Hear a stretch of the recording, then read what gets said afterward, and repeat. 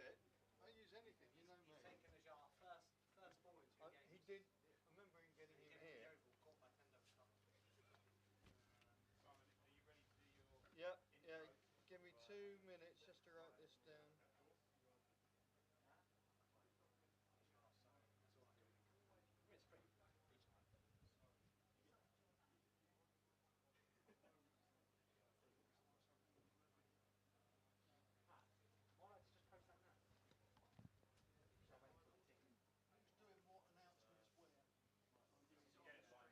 I'll do the same out there that I've done before. I'm doing on the stream now to open the stream, and then I'll take the mic out to do out there as usual.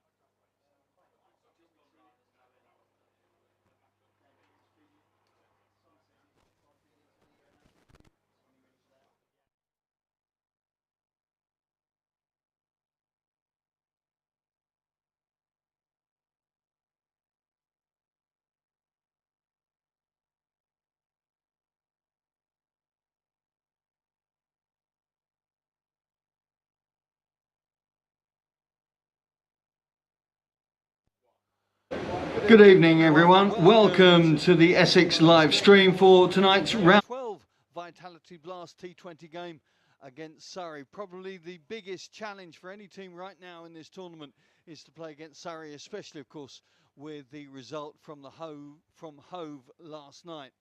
Talking about last night, well, it was a big result, wasn't it, for the Eagles to go to Lords and get that victory. Some notable performances. Dan Lawrence back in the mix again with a half century, and Sam Cook getting 3 wickets in an over. Harmer and Beard also getting 2 wickets in an over. I can't remember the last time that happened.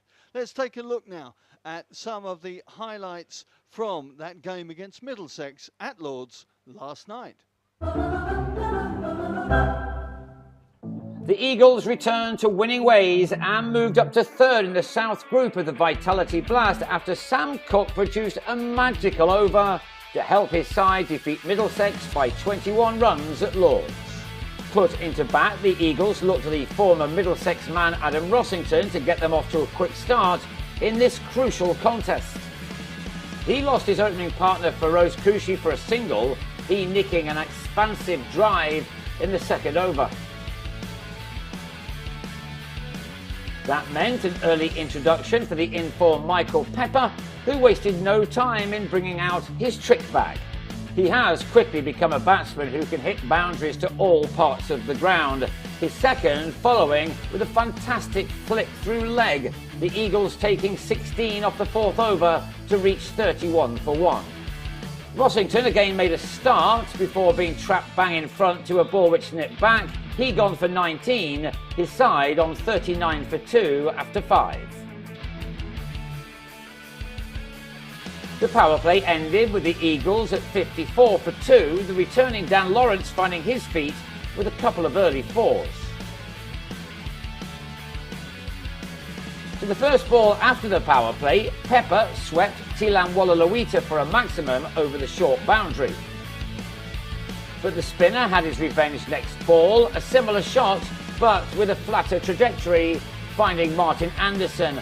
Pepper dismissed for a pleasing 26 at 60 for 3. That became 67 for 4 in the next over, Paul Walter not getting enough on this shot to also be held in the deep.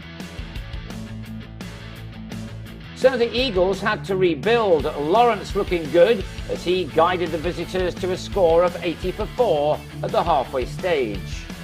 Lawrence and Tom Wesley saw their side into 3 figures in the 13th over, and with these two steadily developing their partnership, they now would have been looking to change gears.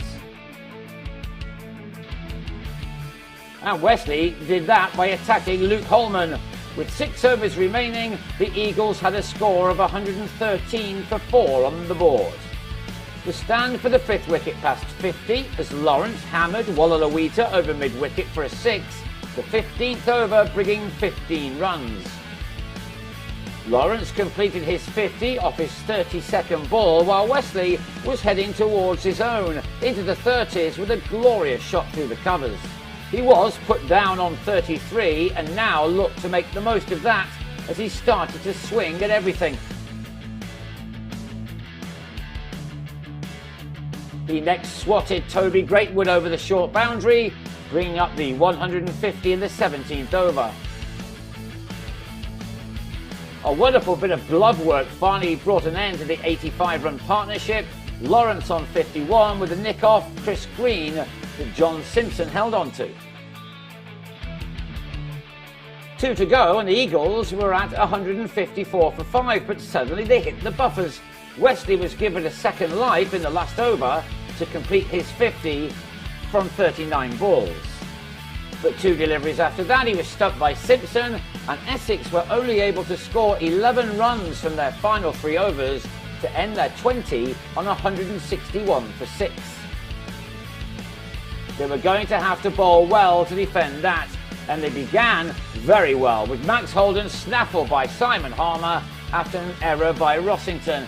Sam Cook striking with his first ball to leave the hosts on 9 for 1. And Cook grabbed a second. 2 balls later, Joe Cracknell with a leading edge, the bowler with 2 wickets without conceding a run. Incredibly, he had a triple wicket maiden, as he then had Simpson brilliantly held by Lawrence in a very well-placed gully position. Middlesex reeling on 9 for 3. Cook's extraordinary over had turned this game. 29 for 3 was the total at the end of the power play, and Middlesex now had to gamble, something that Jack Davies did off Harmer. He and Stevie Eskenazi batted through the first half of the chase, reaching 61 for 3 and needing 101 more from the remaining 10 overs. Eskenazi just about kept his side in the game by driving Cook over square cover for a 6. 82 left to defend from 8 overs. The 4th wicket partnership ended on 86. The impressive Aaron Beard dragging a wide ball which Eskenazi could only cut straight to Cook after making 43.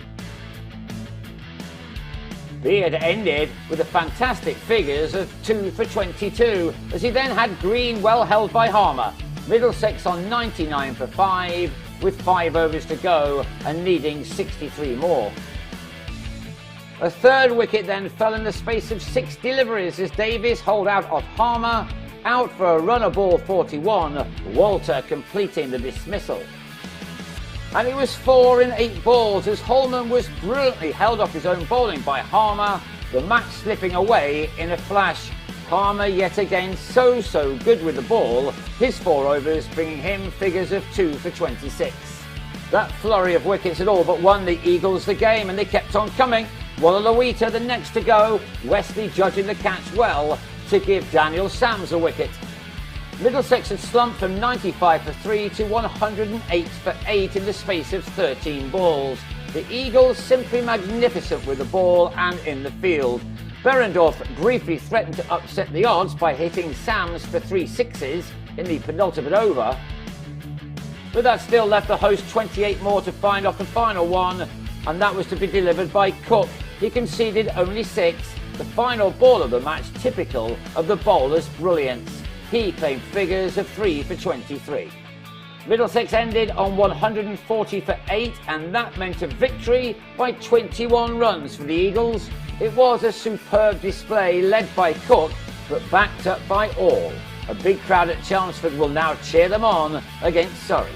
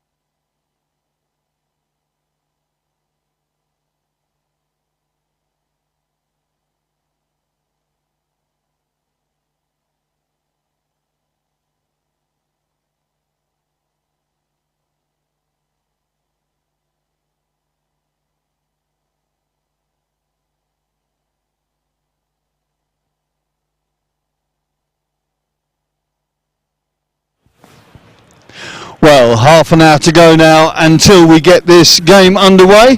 Time to introduce ourselves to our two VIPs this evening, our two mascots. Your name is? Joseph. Joseph and? Charlie. How old are you, Charlie? 14. You got your Eagles shirt on, which is always good to see. Who's your favourite Eagles player? Sam Cook. Sam Cook, the man in form, the man who took a 3 for yesterday in 1 over. And your favourite? Adam Washington. Adam Washington, good call, like that. So we have our two Eagles fans. If you walk with me this way, the two captains are getting set up with our umpires this evening, Graham Lloyd and James Middlebrook. Alex Swan, the match referee, also in the huddle, getting set up for the coin toss. Be interesting to see who picks what this evening, because normally it's to chase, isn't it? But with recent results, that may thought playing on a new pitch this evening as well, a new hybrid pitch. So, Simon Harmer, have you got the coin? The mystery coin. Right, here we go. Harmy throws, CJ.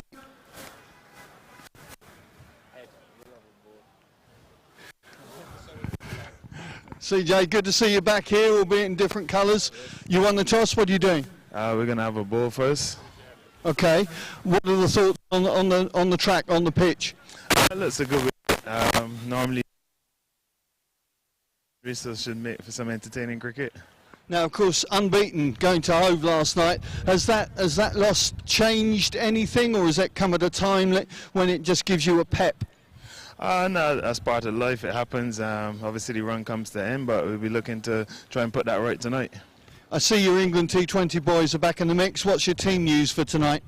Yes, so obviously Jason Roy, Rhys Topley come back from England, and Lawsy makes his debut tonight as well.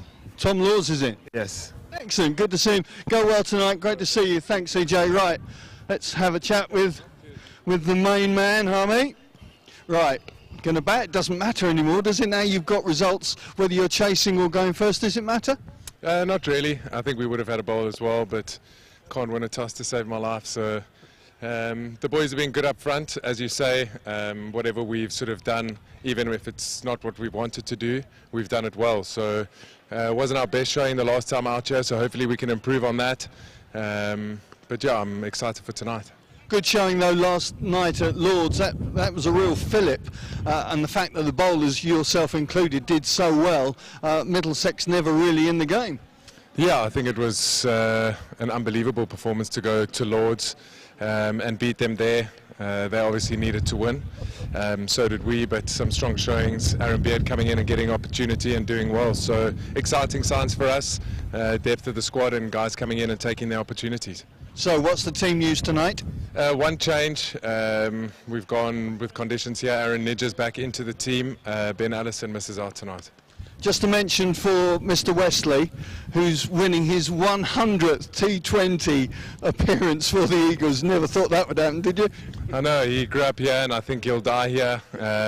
He's a stalwart to the club, and as Tom Huggins said when he presented him with his cap, he epitomises what this club's about, and he's a selfless character and he's always giving what he can for the team, and yeah, hopefully we can all pull together and give him a special 100th game. Well, go well tonight. Thanks, Harmy. Now, earlier on, I had the chance to have a chat with the club captain, Tom Wesley, on gaining that century in T20 appearances for the Eagles.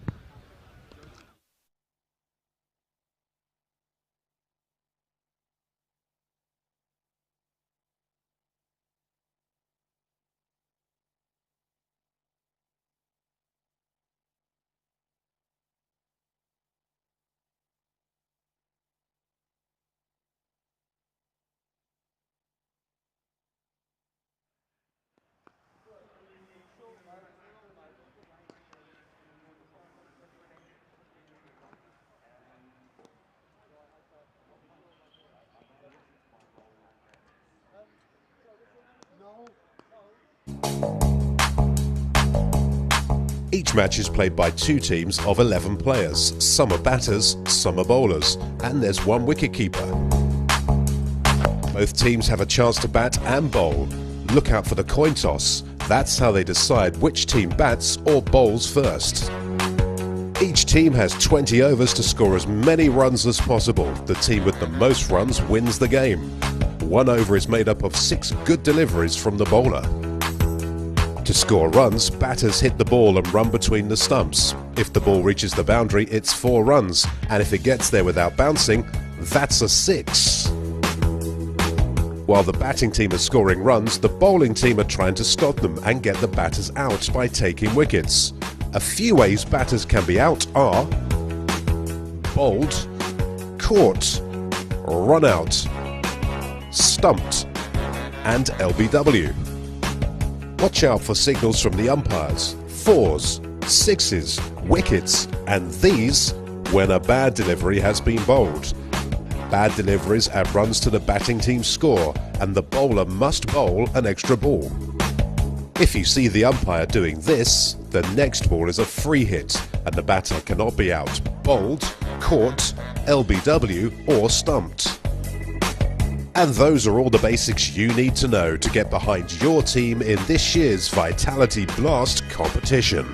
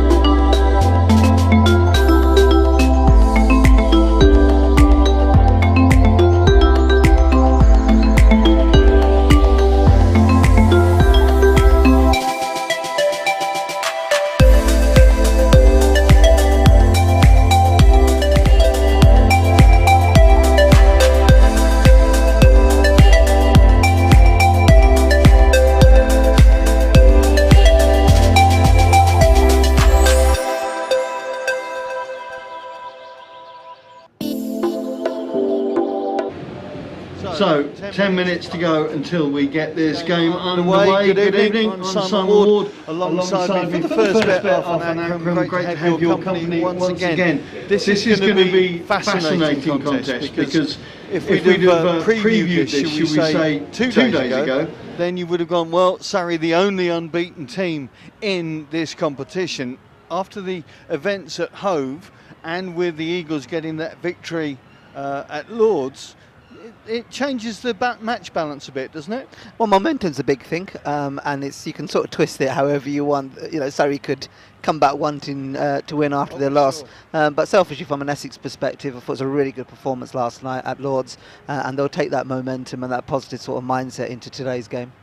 Well, let's take a look at the two teams because there's changes in both camps. Let's start with the visitors, Surrey.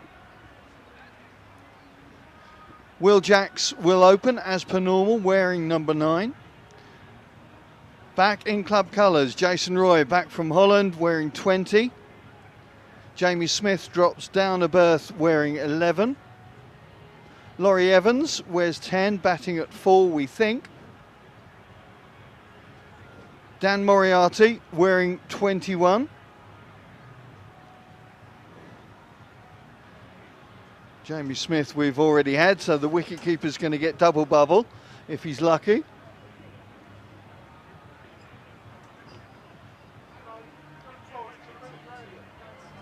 Well, let's just run through. There we are. Rory Burns wears 17, he'll bat at 5. Sunil Nareen wears 74, ostensibly going to be batting at 6, though of course he may move up and down the order. Captain Chris Jordan wears 34. Tom Laws, an 18-year-old making his debut this evening, he'll wear 30 in his first game. Conor McCurr wears 3. We've already had Dan Moriarty, so the slow left armour will be in there a little further down the order. And then former Essex man Rhys Topley back in the Surrey ranks wearing 24. Strong outfit, always has been. Let's take a look at the Eagles lineup now. Adam Rossington opens again at 17. Alongside him, Feroz Kushi at 23. Michael Pepper wears 19. Dan Lawrence back for his first home match for quite some considerable time. He wears 28. Paul Walter bats at 5 wearing 22. Tom Wesley making his 100th T20 appearance for the Eagles wears 21. Dan Sams, the Australian, wears 95. Captain Simon Harmer wears 11. Aaron Beard stays in the side wearing 14. Then the change. No Ben Allison. Aaron Nijjar starts. He'll wear 24. And then the man of the moment from last night, Sam Cook, wears 16. So there's the two team lineups for you. Let's look at the Eagles lineup, putting Aaron Nijjar back in the slow left arm instead of Ben Allison. Allison came back quite well last night, but he's received a bit of tap, so has Aaron Nijjar, but that pitch probably played a large part of team selection. Yeah, I think so. You've nailed it for me, and also obviously Simon Harmer, Dan Lawrence and Tom Wesley off spinners, so I think they want to get the balance having a left arm spinner. It was the same pitch that was used for the last T20, so again, a slightly utilised pitch, which I think will be... Well, actually, this I think is a new pitch. It's a hybrid. It's still a hybrid, so it'll be fascinating to see how this plays up, because as you say, if you've been playing on a used pitch, then the spinner would be an obvious choice. So it'll be fascinating to see whether Simon Harmer and Anthony McGrath's team selection is because of what they're expecting from the hybrid. We know from earlier on in this series that doesn't always play through. From a Surrey perspective, well, why wouldn't you want the world's best batsman at the top of the order, Jason Roy, had a remarkable series in the Netherlands, and now will be Well, he was Shane Slater's here. That's all I'll say. Well, Shane got him out in the first game, so we'll take the positive out of that one. Healthy family rivalry. Yeah, star-sided side, to be honest. So they've got a core to pick from. It's nice that they're giving another youngster an opportunity as well. So yeah, it'll be interesting how they get on. Yeah, Chris Jordan used 7 bowlers last night, so it'll be interesting to see what mix he looks for. He's won the toss. If you're just joining us, he's won the toss and invited Essex to bat. As we look out, looks like all the flags are waving, so two teams ready to come out now. It's a beautiful evening here at Chelmsford, although it is a little bit windy. And whether that breeze plays into the bowling perspectives or indeed the batting perspectives, the track, the pitch is in pretty much in the middle of the square. So you're looking at, what is it, 60 metres either side? Yeah, I think so. It's been more central than normal, so yeah, I think it's going to be a roundabout pitch, and perhaps that's one of the reasons why they wanted to go for a spinner that turns it away, so you've got both options. Certainly last night at Lord's, I think it was 52, 53 metre short side, and it certainly teased the batsman trying to get out, and Paul I think Rossington went that way, or was it Michael Pepper? They both went out looking for that maximum on that side. And get well, the funny thing is I was watching it square, but I was on the other side, so I was in the longest part of the ground watching yesterday. What a great performance from the boys, eh? Oh, outstanding. I can't remember a game where I've seen 3 bowlers get multi-wickets in 1 over. Yeah, that's a fair comment. Sam Cook's over was brilliant, but a really special mention for the catching. Dan Lawrence, Simon actually mentioned to me earlier on, he's called to get a gully in. And he asked Simon, I think we should have a gully in for Simpson, and next ball goes straight to him, an absolute blinding catch, and then Harmer's buckets.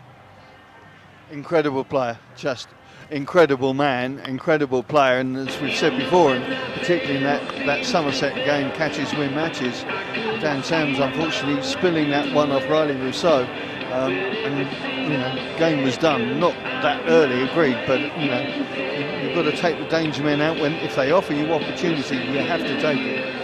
Yeah, Dan is such a reliable fielder, isn't he? And it's something that surprised all of us. Mags and the boys talk a lot about create 10 chances, take 10 chances. The moment you've got to create more chances, you make it a little bit tougher. So it was nice that they responded really well at Lord's in the field. Yeah, Sam's equalled the 4-catch record I think Dan Lawrence held against Kent, both of them against Kent. There's Chris Jordan getting set up, Reece Topley there, just waiting to come back in the Surrey colours. Of course, a familiar face on this ground. Simon, new pitch, central track. What would you like the Eagles to score as a minimum? I think when you look at the Surrey batting lineup, you've got to be looking north of 190, 200 minimum, really, because there are going to be plenty of runs out there. It may not be the 477 we had in that game against Sussex, but there's a lot of runs. It's a small ground, we know, so you've got to give yourself a decent target. That said, time was when the Eagles hated having to defend it, and they've seen last night being the last opportunity that they can do it. Well, they won a few games. You mentioned the Sussex game as well, but they've actually won a few games batting first. Yep. So it's whether it becomes too psychological, I don't know. But it's pretty funny seeing Harmer, lose another toss. He reminds me of our club captain Wanstead. I think Joe Liscrew has only won 2 out of 15 tosses, but they're sitting handsomely top of the league. So it's not always about the toss, is it? You just can't get the staff, can you? Right, 2 umpires tonight. James Middlebrook, former Essex man, of course. Graham Lloyd, former Lancashire man, leading the way out, and there's Rossington and Cushy. Rossington, we've seen flares of what he's about, but never really amassed the totals we were expecting. Indeed, that opening partnership yet to break 50 this season, and of course Will Buckelman was in for Feroz Cushy before, but the Eagles could really do with a strong start, particularly through the power play.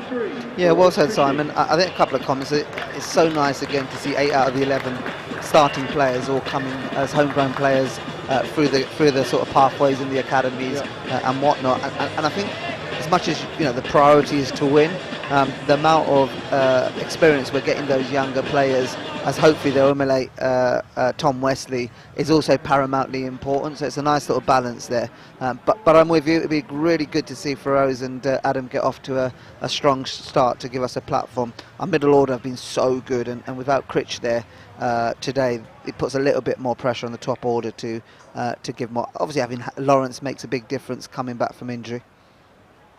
Reece Topley is going to open things up from the Hayes Close end. Bowling to Adam Rossington.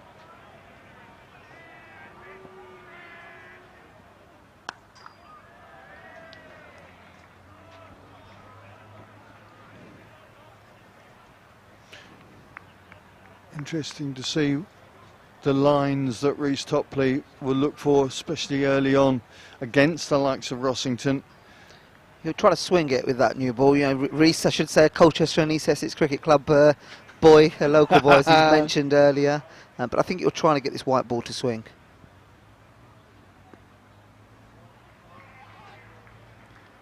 Short leg in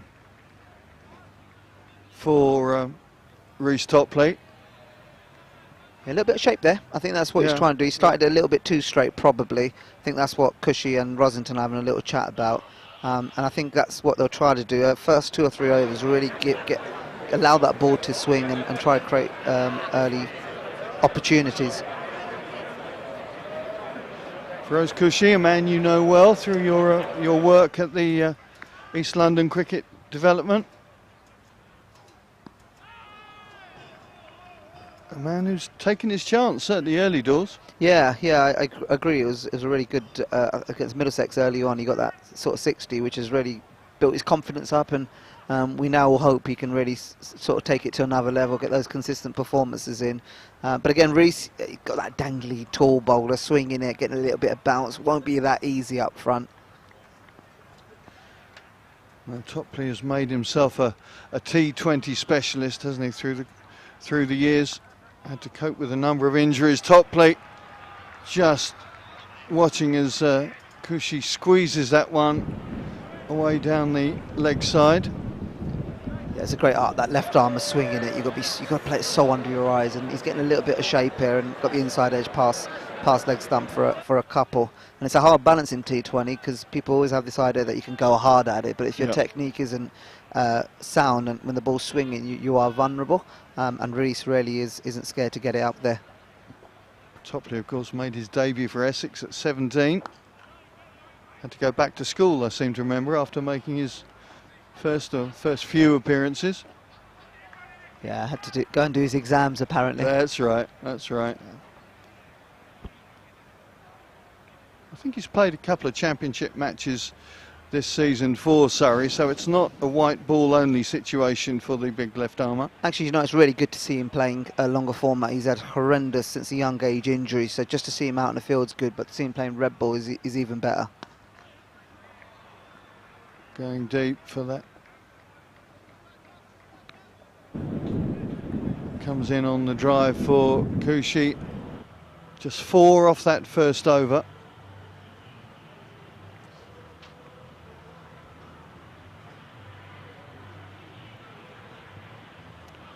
Looking to see how Chris Jordan is going to work the spinners in particular.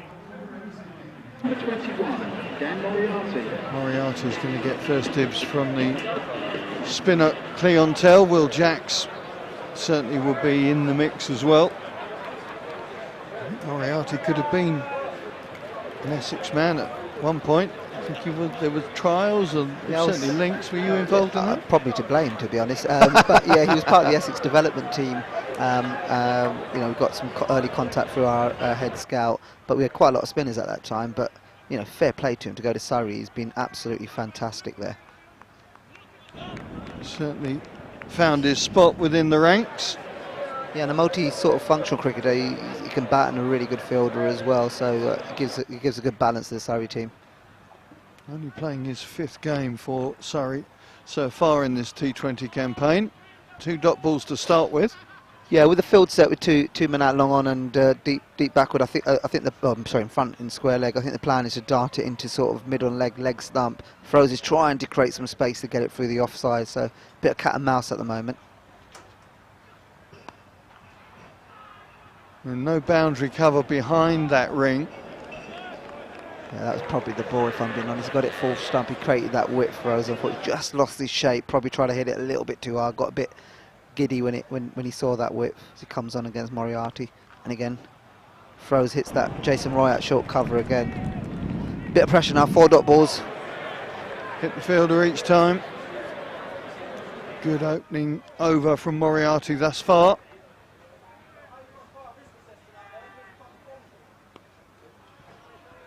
Kushi changes it. Well, comedy of errors there.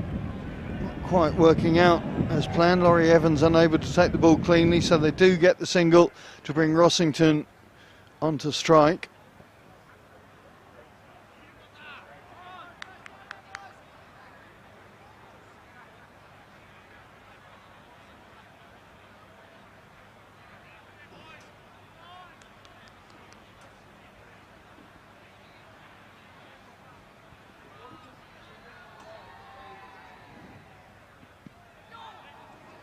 That's a good over from Moriarty, just 2 coming from it. Slow start for the Eagles. Yeah, well, Jackson, I think the Surrey guys will be very happy with the first 2 overs. They've bowled it actually really well. Topley got it swinging, and Moriarty in effect hitting his lengths nice and early. So a little bit of pressure here. We do know that as much as Adam tries to be positive and get some of it throws, does give himself a little bit longer to get himself in. So becomes, as you get sort of deep into the power play, it becomes a little bit more important, the intent, if you like. Rossington's top score so far, 35. Oh, he's going with a heavy bat there to slam Topley over extra cover. We showed his cards early there, actually. Adam went right deep back into the crease and created that offside space. I think because the ball's swinging, I think Reese was very keen to still try to get it full and get it through the gate. Score so far, 35. Oh, he's going with a heavy bat there to slam Topley over extra cover. We showed his cards early there. That was actually a really good shot, Adam, just creating that offside space.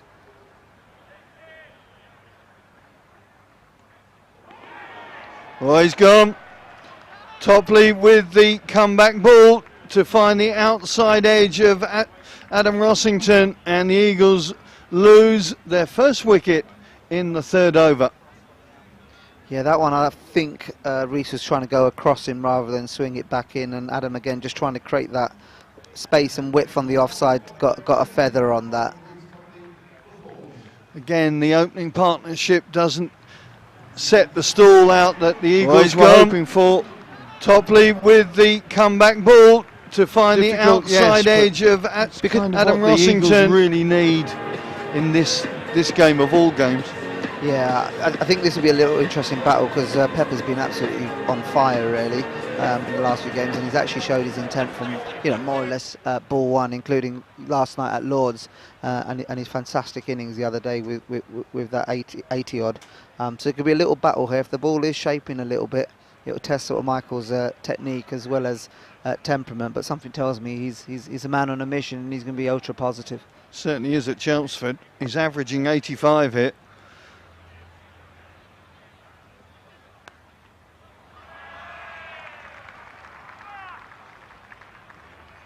It's interesting how players get used to batting. Obviously on their home grounds it stands to reason, but enjoying batting in certain circumstances and conditions. And the way that Michael Pepper has opened up, I think it's 256 runs that he's amassed here. He'll be stepping out onto the square with such confidence. Absolutely. Topley comes into Koshi. Koshi's opened up the offside again. That swung. Little bit of shape back. Yeah, completely agree with you. Form really comes from confidence, doesn't it? And at the moment, you can see Pepper's playing with so much ease. I think at Lords he got off the mark first ball playing a paddle sweep off the seamer, which says everything. Normally you'd give yourself a few balls, but and you got best part of 18 overs or whatever to bat. But he obviously loves playing at Fortress Chelmsford and is in good form, and hopefully for him tonight he can take it to another level. Topley keeping it tight.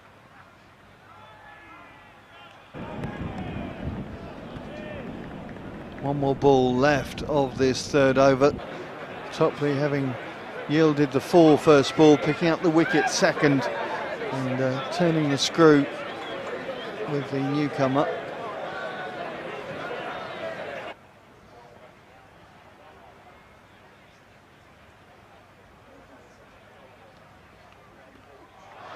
Well, it goes full bung and Pepper just flips it over the top for 6. Well, they say first ball and last ball dictates how good an over is. 10 runs to the Eagles from those 2 balls, although they have shipped the wicket. Yeah, it's ironic. I was talking about him playing the paddle sweep first ball. I thought if he decided to give himself a ball this time and play it goes full second bung ball, incredible execution. Pepper just flips it over the top for 6. Well, they say first the Yorker in and got it slightly wrong, and the short straight boundaries were hit.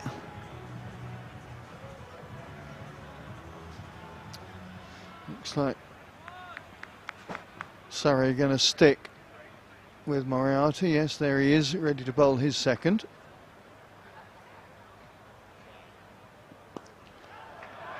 Straight drive from Cushy, and that's too much for anybody.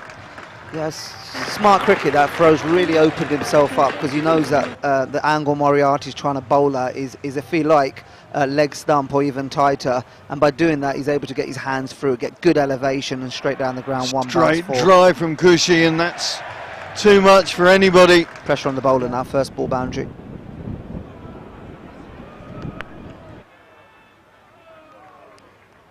It's a great response from Moriarty, that. Yep, good comeback. Don't think Moriarty will change his plan now. I still think he'll be looking to bowl into the pads, not create any width or any space for Feroz Cushy to work from. Cushy again unable to get the ball through that tight offside with 5 players in the ring.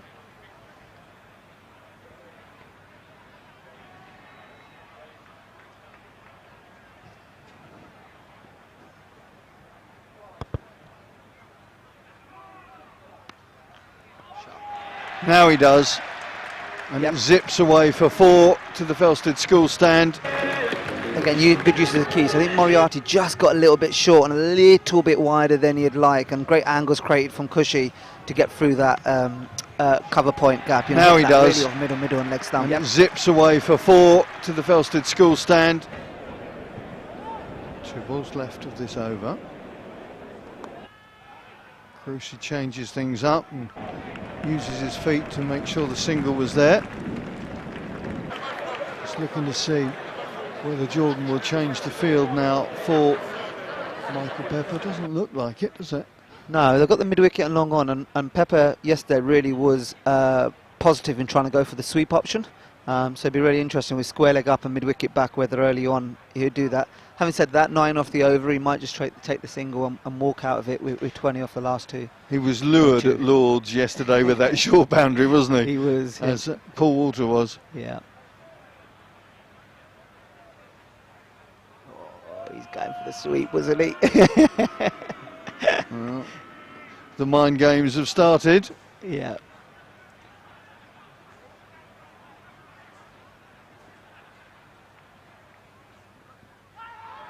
Staying with the sweep. And I like that. It's a percentage shot, but actually in the modern game, you know, you got to stay positive. You got to keep going for it. And that angle was really on for the sweep shot. Didn't quite execute it. It's Pepper's shot. He plays it well. I also like that he's able to clear his head from yesterday and go, do you know what? It's my shot. I didn't quite execute it, but if the opportunity arises today, I will, you know, take it. So fair play to him. What bowled as well, Moriarty. Well, when you're averaging 42, your confidence has got to be reasonable. You think Conor McCurt coming on at the Hayes close end for over number 5. Eagles 27 for 1. Started to build. 54 for 2 yesterday at Lord's in that power play section.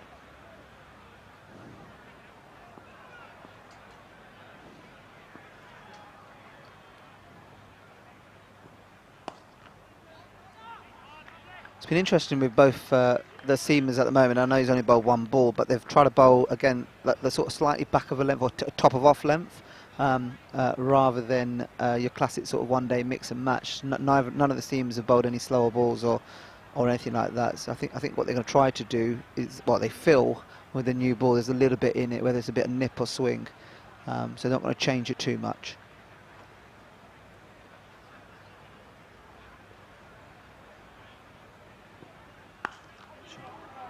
Straight to Laurie Evans. McCurt, a tall man, 6'6", coming down from quite a height, as Topley was, of course, in previous overs.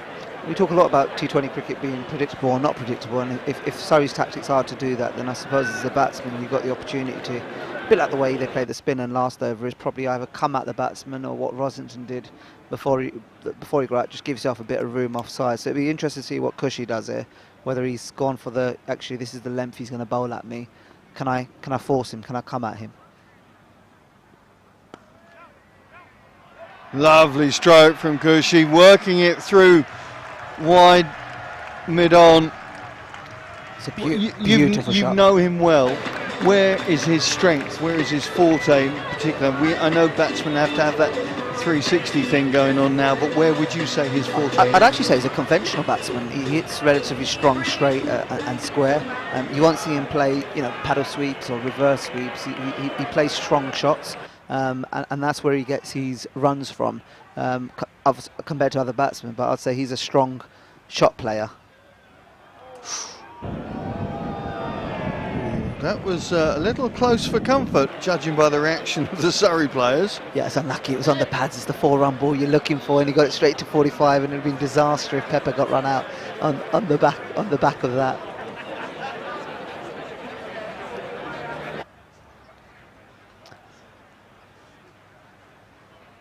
Brings Pepper on to strike. Only to face his fourth ball so far. Might go paddle sweep here, Well, no paddle sweep there, but that has gone for 4, smashed, slashed, thundered through the covers. Well, it's what we spoke about earlier. The lengths are very predictable from the Surrey attack, so I think Pepper's read that and thought, well, actually I can create an angle by running at him and open up the offside. He's done exactly that. At the moment, Surrey haven't bowled any slower balls. They haven't bowled a bouncer yet. So I think with the predictability, that's brilliant batting, very proactive batting. Forces field changes. One of the outriders now going behind point. Mid-wicket man is still in position at deep square.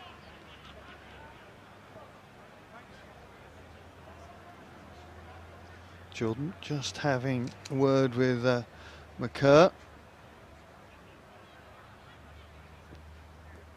Oh, there's the paddle. Again, it's his favourite shot, favourite corner. Well, it's smart batting.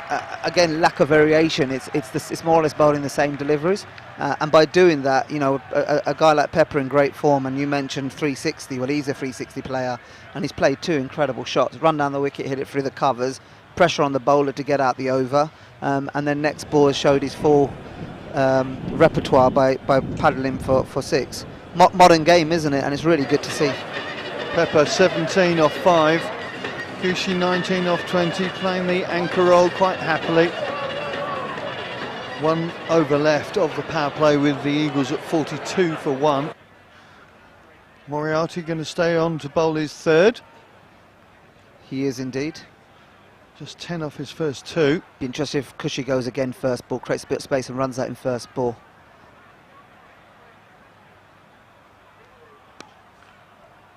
Moriarty straightening the line, they'll pick up the single.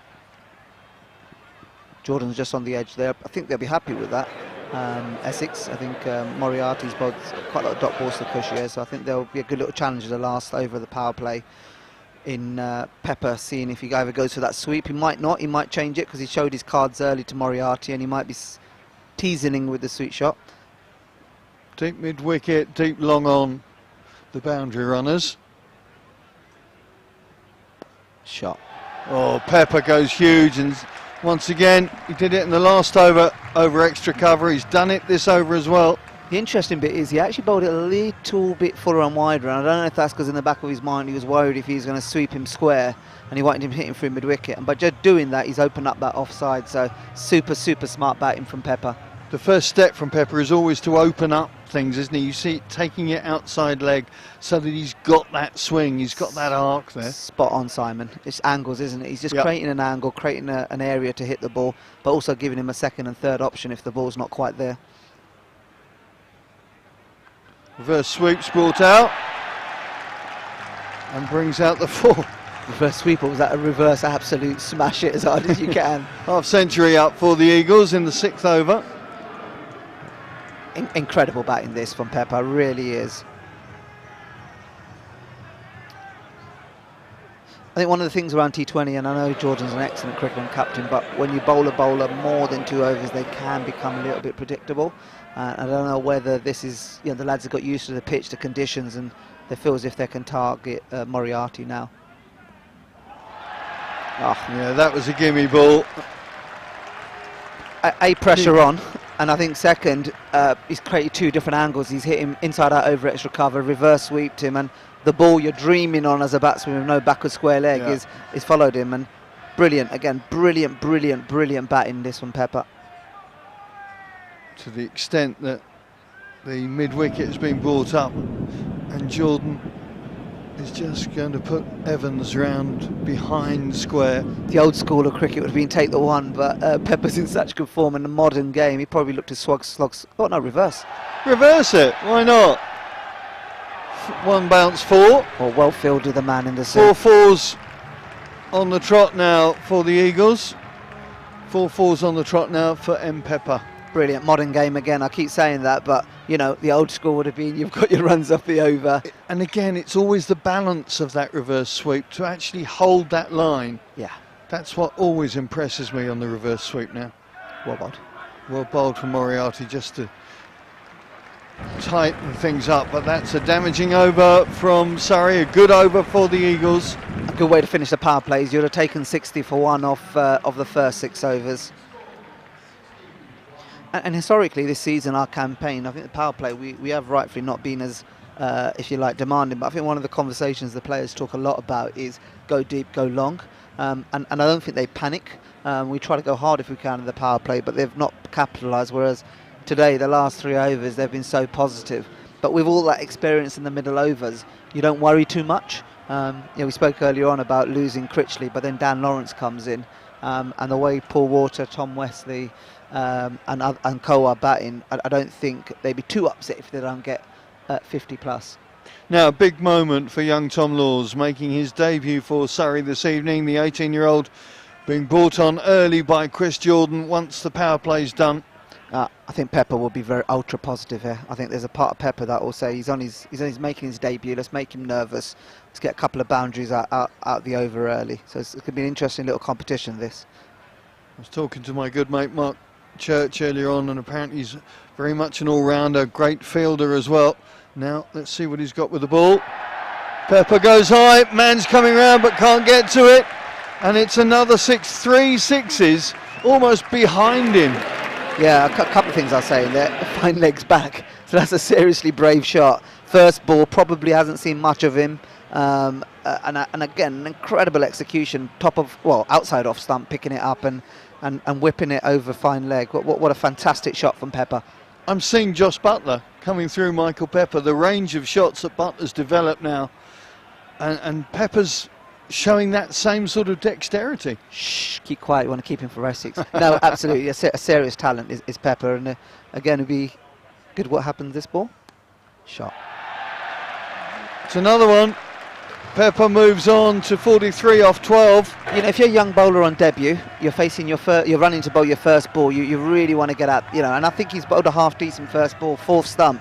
Pepper's hit him, paddle sweeped him for 6 first ball, ramped him, and second ball your nerves are now in 10 off 2 balls. As a captain, you're really trying to make sure you can get your full whack out of the young bowler, get your 4 overs. So it's going to be a really interesting challenge. 2 young cricketers, Pepper's young lad himself as well. So angles, put pressure on Chris Jordan now to get the angles right. Now we're 3rd man up. 3rd man up, but still that fine leg, and I think it's Reece Topley, so a tall fine leg at that. A man at deep square, or just behind square. Oh, unlucky. Good comeback from Laws, and I think Pepper got straight on throat, unfortunately. I think that would be CCI running on and having a quick look. He actually middled it, I think, into his throat, which is probably worse. Jason Roy just coming in to check. That's the downside of all these shots that have developed over the last 20 years in T20. Yeah, we hope he's okay whilst he has a moment.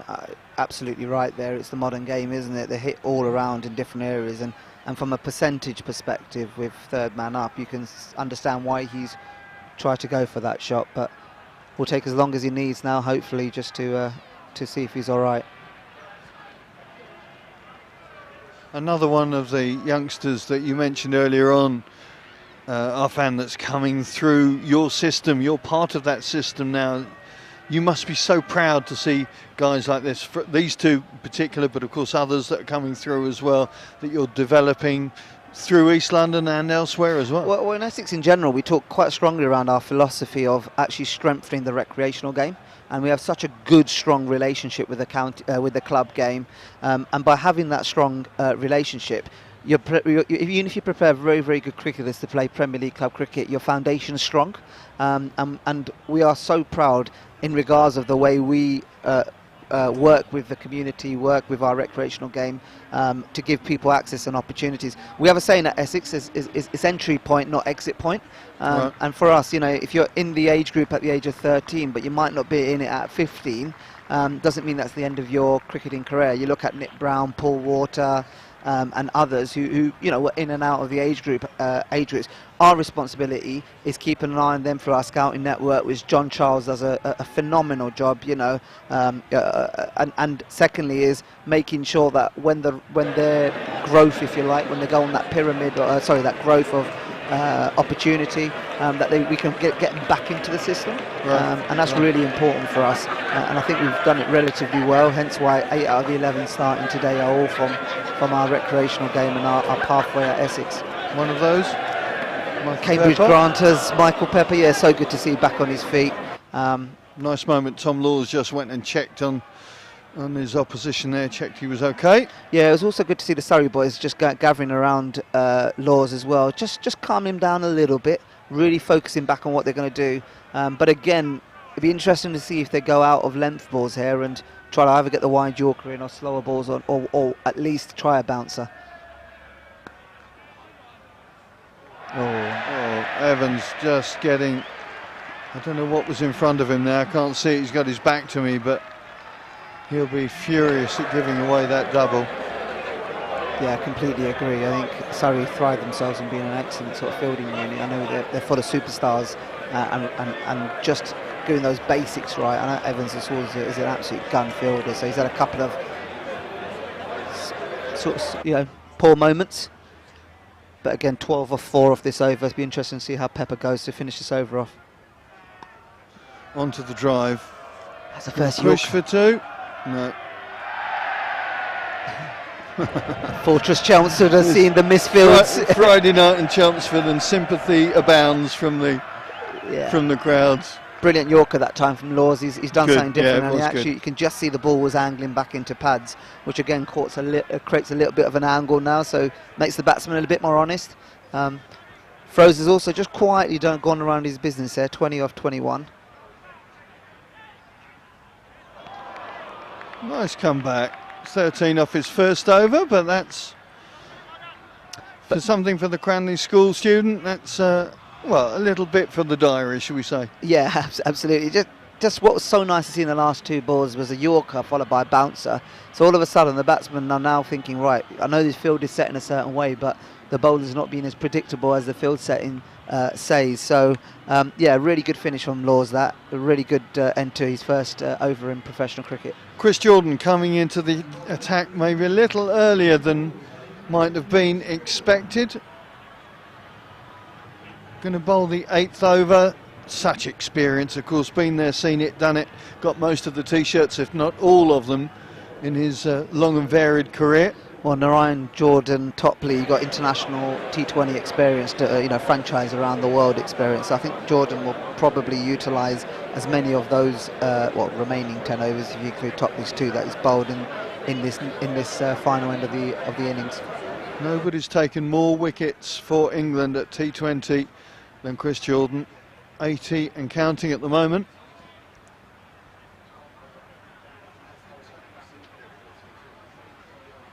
Jordan to Pepper. Pepper uses his feet, but doesn't make good contact on that one. probably won't face Jordan because he's got so much experience. But again, Pepper, first ball of the over, he's not being predictable. He's not doing his usual triggers and getting behind it. Previous over was a paddle sweep. This over, he's run down the wicket to Jordan, and Jordan's really good. The art that Jordan does is watch batsman's feet, and he's obviously seen him go early and just dragged it a bit shorter to minimise the damage.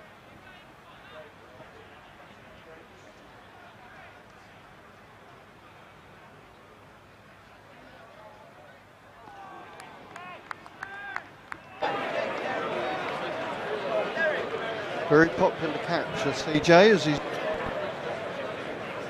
in his second spell now at Surrey, having had time down on the coast with Sussex. Well, we were talking this morning around Simon Harman's catching yesterday at Lord's, and Chris Jordan's not the worst, is he? No, he's certainly not. Doesn't matter where you put him in the field. Both good off their bowling, I noticed as well. Yeah, surprising that. Both skippers an inspiration to their sides in all manners, all facets of the game. Quality running. Two of the fittest guys in the team as well, in Pepper and Cushy. So in these middle overs, if you're not hitting boundaries, the boys talk a lot about hitting twos.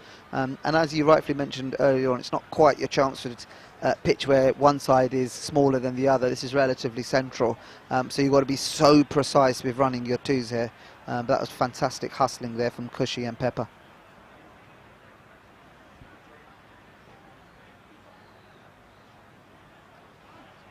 Jordan just looking to put a bit of a break on the flow that Pepper has built up. Great ball. Batsman had nowhere to go, and my goodness me, that had a few extra MPH on it, didn't it? Yeah, angled as well. Got a little bit of shape back into that Yorker onto his pads. Just incredible skills from Chris Jordan.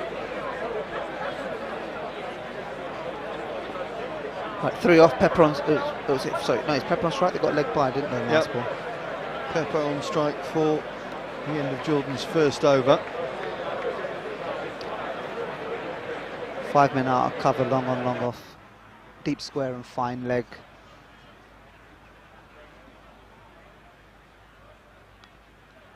Slows it down, and Pepper happy to pick up the single, but that is a good over for Surrey from the captain.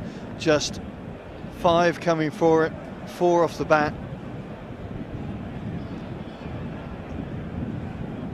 Umpire's having a cheeky chat with Laws. He threw that in off 2 bounds. I've missed a ball, haven't I? Yeah. There's an extra ball to come.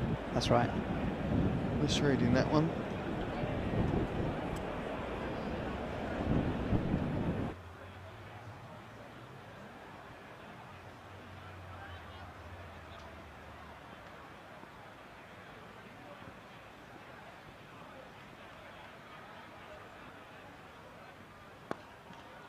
Again, right in the block hole, no room to manoeuvre for Cushy. So 6 off that first Jordan over, and the Eagles now up to 79 for 1.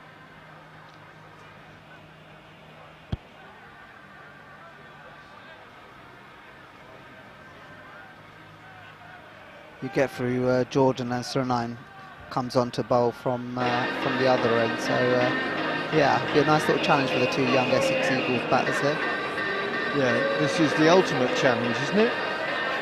Brilliant, isn't it? This is what you train all week for, these type of battles against international greats, and especially in their own format. So they won't be phased. Pepper likes a challenge, and it wouldn't surprise me if he tries to take him on. By using his feet or by sitting back in the crease? I think angles. I think he's going to go squares, sweeping, reverse sweeping. Again, talking to Mark Churchill earlier on, who's done all the Surrey games, he said he can't remember when anybody has been able to drive him straight. Yeah. Bowls it into deck. Rashid Khan as well, very similar, obviously a leg spinner, but bowls it into the deck. But so it's the mystery ball, isn't it? Yeah, and the speed in which look, they bowl it. How can you see it? Well, Michael Pepper's seen it, but I think he's going to fall to the first ball. He is. Oh, it's Cushy. Oh, it's Cushy, beg his pardon. Cushy taking on the mystery spinner first up and falling at the first hurdle. Cushy goes for 23 off 27 balls.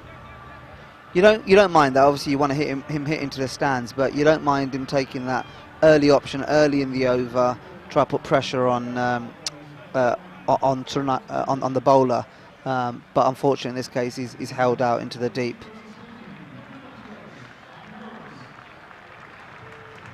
So second wicket down for the Eagles. So difficult when you're swinging the bat to know where the ball is going to be pitching and what swing you are going to incorporate. Yeah, a lot of batsmen talk about where they want the ball to land, so they're really looking at an area of the pitch and they'll back themselves to smother any turn, and against the spin, if you're not picking it, that's probably sometimes a better way to look at it.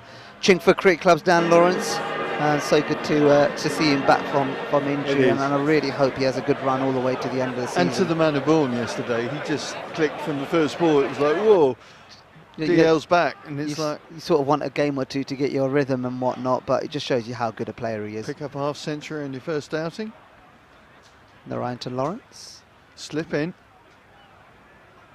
Lawrence nurdling it. I don't think they'll be pushing twos. That hamstring for Lawrence still just getting back to full fitness, as it were. Yeah, absolutely, absolutely. You don't want to put too much pressure because he's had a reoccurrence of it already. I think his natural competitive side might kick in, though. He's an absolute champion and a winner, and you can't stop yourself in the heat of the battle, can you? Men out deep. Pepper brings out the reverse sweep. This is going to go, though. Man underneath it. Easy catch. And 2 wickets in the over for Nareen, and suddenly the scoreboard has a different complexion. 80 for 3 now, Eagles. It's a little bit of a shame, that, really, because obviously 48 of 18 is a fantastic innings from Pepper, but he backed himself. He knew that, square wickets, he can hit the big boundary, got a bit of a top edge on it, and I suppose you've got to give credit to Narayan and Chris Jordan, because they set a field for that. It's not a normal field having a deep backward point to an off spinner. Jack's the man in the right place to take that one. Now the left-handed Paul Walter comes in. Does that change things at all? Normally you would say yes at Chelmsford, with size of boundary and whatnot. I think the only way it changes is, and Narayan we know is a mystery spinner, so he turns it both ways, but normally if it's a conventional leg spinner or left arm spinner bowling into the pads, it gives you a bit of an advantage. A lot of coaches do like right hand left hand combinations, makes it a bit harder for bowlers and captains. I see what you mean, yeah, just to keep adjusting the focus. He's coming around the wicket. The long reach of Paul Walter would just nurdle the single. Yeah, we definitely don't want to copy off Sam Cook's over yesterday, 3 off it, do we? So no, I think that was remarkable. Batting. Yeah, it was amazing. Absolutely amazing skills from Cook. And then Harmer picked up 2 in 1, and so did Aaron Beard. And the game was done pretty much, wasn't it? This game far from done. As both batters taking the conservative approach now. You have a bit longer than you think in T20 cricket, and obviously losing 2 wickets and over 2 established batsmen. I think these two will just play it smart for a couple of overs just to get themselves in, get used to the pitch. Quicker ball from Narayan, very well tucked away from Water. Well, Narayan's economy rate is 5.57. Bearing in mind he's bowled 40 overs, he's the most economical man in the competition. You can see why it's just so difficult to pick him. Yeah, absolutely, and I suppose from a planning perspective as a team, you really do look at players you would want to target, and you look at players who you might just be a bit cautious about. But I repeat what I said earlier on, I really like that the positive options were taken by both young players, and from a percentage perspective they were on. It was just unfortunately, the execution wasn't quite as where they had won. Smart, I think, from Jordan getting the youngster back on now with 2 new batsmen. Be interesting to see if either guys see it as an opportunity to be positive, or whether they will just look to just rebuild for a couple of overs there.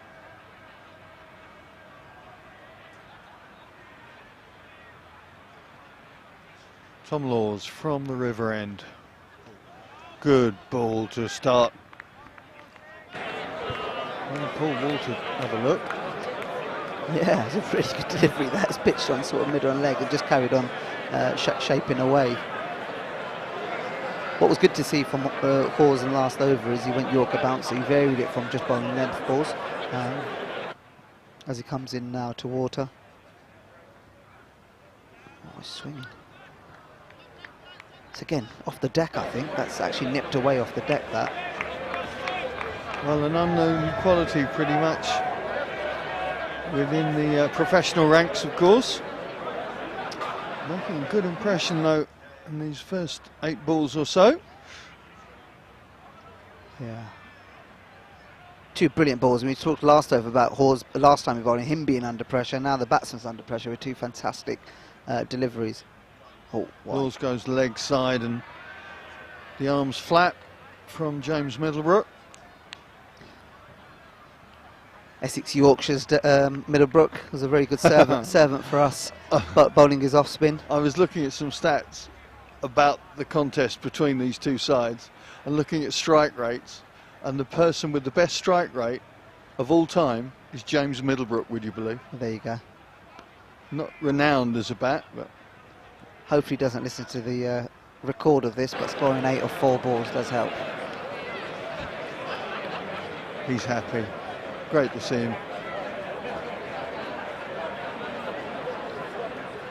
Fascinating, because replacing me in a second is going to be Matt Critchley, who both has been batting and been bowling quite magnificently in the middle overs. So it'd be really good to hear his thoughts around how both teams, I guess, are going to go in the next sort of 5 or 6 overs before the death. And there seems to, I mentioned this the other day, there seems to be a common perception now to find the accelerator between overs 8 and 12 and not worry so much about the power play overs. It's far more of an indicator, maybe. Yeah, you don't want to be predictable, do you? You don't want to say, right, we're just going to block it with you. I think the slight difference tonight is 2 wickets have fallen and over, so you don't want to then go a bit like yesterday. You don't want to go 3, 4, 5 in clusters. Sure. So I can see what they're doing, but I completely agree with you. I think with a really, really good start from the first 6, 7 overs, the guys can afford to just knuckle around for a little, but it won't be too long before Lawrence will be being the aggressor again. Oh. Interesting. French cut? Yeah. Yeah, it's really good to see actually run down the wicket this time. Lawrence just trying to create angles, put a bit of pressure on the young lad, who again after his first 3 or 4 balls has bowled absolutely fantastic in the back end of Lawes' first over and now into his second over. I guess you don't break into the Surrey team for a decent cricketer. Absolutely right. Tom Lawes showing no fear. Last ball of his second over. Again goes long, again Lawrence whips it away. In fact, there's going to be one more, isn't there, with the wide that came earlier on. Simon, I'll leave you in peace for Matt to join you and have a good next 10 overs or so. Okay, thank you, Arfan. 88 for 3 then at the halfway mark as we welcome Matt Critchley into the commentary box. I have to say, first things first, I'm disappointed to see you here. Thank you. In the nicest possible way. Thank you. Obviously, it's my first time doing this, so rather be out playing, but it's nice to be here. Thank you. Good. Well, halfway point, 88 for 3. What have you seen in the first 10 overs, mate? Yeah, I think obviously it was quite good cricket. The way that Pep's got going again was pretty remarkable, wasn't it? He's playing some unbelievable cricket at the moment, really, but that's a glorious shot from Dan. Dan Lawrence is back in the house. That is trademark Lawrence. Yeah, I couldn't believe, obviously I've seen Dan quite a lot and he's hit me for a few sixes in red ball cricket, but I can't quite believe how good his hands actually are when you see it up close. When you're facing a mystery spinner, as they're called, like Narain, quick hands presumably are key. They're the way that you're going to strike the balls. Yeah, definitely, and I think just clarity of how you're going to play it is the main thing. Obviously we lost a couple of wickets in the first one, but it was nice to see how clear the lads were about how they were going to go about it. Obviously sometimes when it's a positive option it doesn't always swing your way. But yeah, I faced Sunil last year in the 100 and he's a very tricky bowler. It's like one of those games, isn't it, when he's coming up and go, how many fingers am I holding behind my back? Because you can't see. You've got no idea. It's amazing the skill that he has, and the way he holds his length I think is actually his best asset, but then the fact he can go both ways is pretty remarkable, really. Walter happy to pick up the ones. Yeah, so hopefully it was just a little bit of a rebuild here, but I think the shot that Dan played earlier in the over, you still need to be positive in these middle overs, and then when you do play well, you find your boundaries and you rebuild naturally. I think that's one thing that we've done very well throughout this tournament. If we have lost a couple of wickets, we've managed to counter punch straight away. Lovely late cut from Lawrence. Yeah, when you've put on, what was it, 69 for that second wicket, with Cushy and Pepper in particular going so well, to lose them inside the same over, you can't afford to stall, but you've got to just keep gradually building up pressure, I guess. No, exactly, and sometimes like it is the brave option to take yourself a few balls to get in, and then like Paul's done. Walters put it into the pavilion. Well, that's the benefit of the left armour, I guess. No, definitely. He's obviously a big, strong man. He's been playing that as his strength, and it's good to see him keep backing his strength. Like we just said, like he's 4 off 6, a bit of a rebuild, and then relieves it with the boundary. He's suddenly 10 off 7, and you get the momentum back through. And it has a whole different feeling as the century comes up inside the 11th over for the Eagles. 101 for 3, 1 ball left of this over. Paul Walter seems to have such confidence now in his batting. He's been around a while and wasn't sure whether he was going to be a left-arm bowler that could bat or vice versa. He's now primarily a batsman, and he's just been building and building and building through this season. Yeah, I think so. Obviously, it would have been probably disappointed to miss out on the first couple of 4-day games, but it's been amazing to see him grab his opportunity and take it with both hands, and then take that confidence through to this T20 tournament. And really, I think gain clarity on how he wants to play his cricket, and also essentially how he can play his best cricket for us to keep moving forward and winning games, because some of the knocks he's played haven't just been good knocks, they've also won us games. So, taking responsibility and enjoying the responsibility, which is what we've seen from Walter this season. Chris Jordan back in, having seen, 14 off that last over, that Narayan over, trying to put a little bit of a break on it again, just to stem the flow. Into Walter. Walter again opens up the offside, but can't get the ball away. Yeah, I think that's one benefit of how they've played Narayan in the last over there. You bring Jordan back potentially an over earlier than he wants to. He's one of the best death bowlers in the world, so hopefully you get through this over, get a couple of boundaries, but then he can only bowl 2 of the last 8 compared to 3 of the last 5 or 6, which then becomes even trickier. Yeah, presumably Topley still has 2 left. McCurr, we've only seen 1 from him, that went for 15. There's options for Jordan as ever. 6 bowlers used tonight, he used 7 last night at Hove. Yeah, they've got quite an abundance of talent at Surrey. Jack still hasn't bowled yet, and he's a very good cricketer. Nice soft ball, they're going to get a fairly easy 2 here.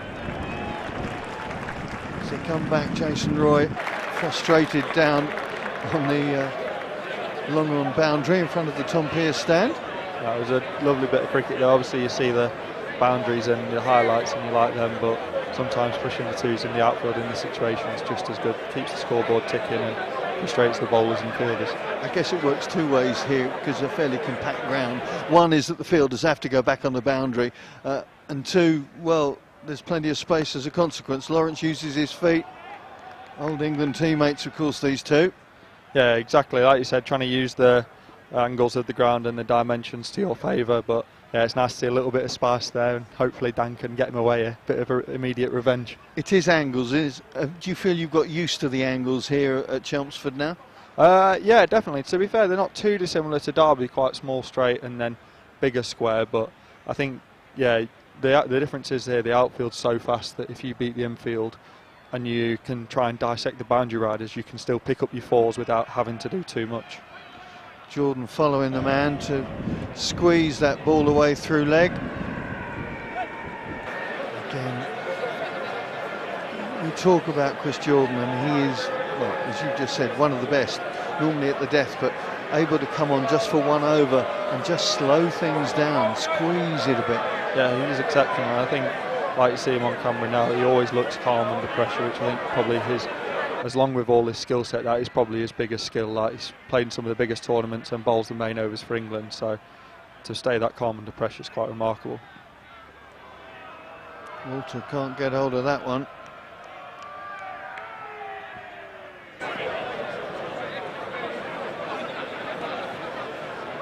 How is things? Give us an update on the injury. What is it, and how long do you think it's going to take to get back? Just tweaked a couple of knee ligaments, fielding against Somerset the other day, but thankfully it's nothing too serious. So the prognosis was like a couple of weeks, and depend on how it goes. But it seems to be progressing quite well in the last few days. So there's no time limit on it yet, but no, it's definitely progressing well. Lawrence gets hold of that and finds the perfect angle. Nothing that Jason Roy can do about that one. Eagles finish with a boundary just to put a little bit of better feeling on that Jordan over 9 off it. Yeah. Just what, well, we talk about first and 6 balls, don't we? Here was the 6 ball finish that the Eagles needed. No, that was top bit of batting from Dan and Paul there, like to get the boundary off the last ball, and they took both Narayan and Jordan for boundaries, and 9 or 10 in the last 2 overs, which is obviously where they want to get the stranglehold. So no, it's a lovely bit of batting there. 111 for 3, 8 overs left. What is the target now in the Eagles camp? I've not been up there to speak to them about how the wicket's playing, but I think... Oh, Walter's gone long. Wow. I'm going to take it 2 hands. It's coming towards us. Oh. But I think the lads will be looking for over about 200 here from here, if they can get the momentum through. But yeah, I think Narayan's not been going for too many in this tournament. It's nice to see Paulie get hold of him. Well, I mentioned to Arfan earlier, his average, his economy rate is 5.57. It's pretty exceptional. I don't think he's gone for too many boundaries in that either, which is obviously the skill of the man. But no, it's good to see the fearless cricket and the bravery that our lads have. They're token things that get bandied about in T20 cricket and white ball cricket nowadays with how England play. But I think we have very much done that this year, and it has stood us in good stead. We've not really feared anyone, and I think it's looked like that. Like when Rashid Khan come here and Narayan, they're the best bowlers in the world, but we've not took a backward step against them, which is impressive. Yeah. Well, it's the way England play their Test cricket now, let alone their one. Amazing to watch, isn't it? I think obviously the last day people Trent thought Trent Bridge was special, and then I think people switched the telly on today thinking, oh no, it's 50, 60 for 5 or whatever, and then for Overton and Bairstow to do that, it's pretty exceptional to see. How many matches have you played with Dan Lawrence? We've probably dovetailed a bit. We played the first 4-dayer, and then Can't be many. the Lank is probably 3 or 4, maybe 4 or 5. Because that's what Essex fans were really looking forward to. You two out in the middle together, Paul Walter then following on.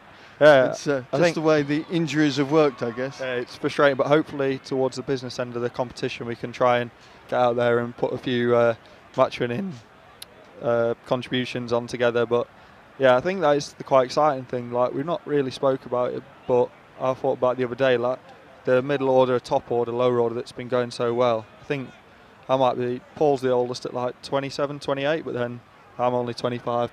Peps is 23, Loz is 23, 24. So you've got a nucleus of a side that could potentially bat together and learn their partnerships over many years to come. And you see these youngsters coming through like Cushy, like Pepper. Exactly. And it augments things. Battleman as well. There's plenty coming through. Josh Rymel, we haven't seen at all in this campaign. I don't suppose you've seen him hardly at all. Well, no, he got a 90 in the warm-up game in Abu Dhabi and played beautifully. But yeah, I think that is one thing that probably impressed me and kept me on my toes the most when I came in November, like December, January. The talent of the young lads is quite phenomenal, really. Like, they're very good players. The Eagles are a very sociable bunch, we know. How long did it take before you felt part of the group? Have you got your nickname? That's normally the first thing they start with. I think mainly it's Critch. There's a few others banding about that people are trying to get to stick, but no. What a shot again. Oh, McCurr back on, and Walter just helping him round the corner for a starter 4.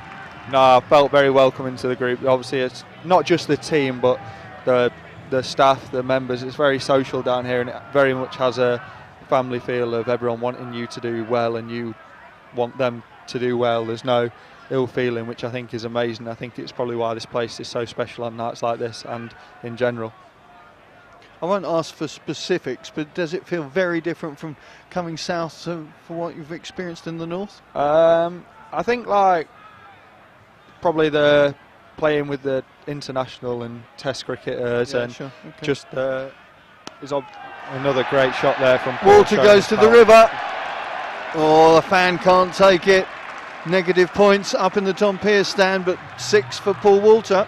But I think, especially in our team so far, if we have a bad game, like, it just gets pushed to one side immediately, because the confidence that the lads have in the ability and our ability as a team, that on our day there's no one that can stop us really. And I think that's amazing. That mindset, I think, does travel quite far. Even though cricket is a skill-based game, there's a lot of it that's played in the mind and having that confidence. 50 partnership now between these two, seemingly in no time at all. McCurr looking for the comeback, goes deep, nicely worked off his toes by Walter.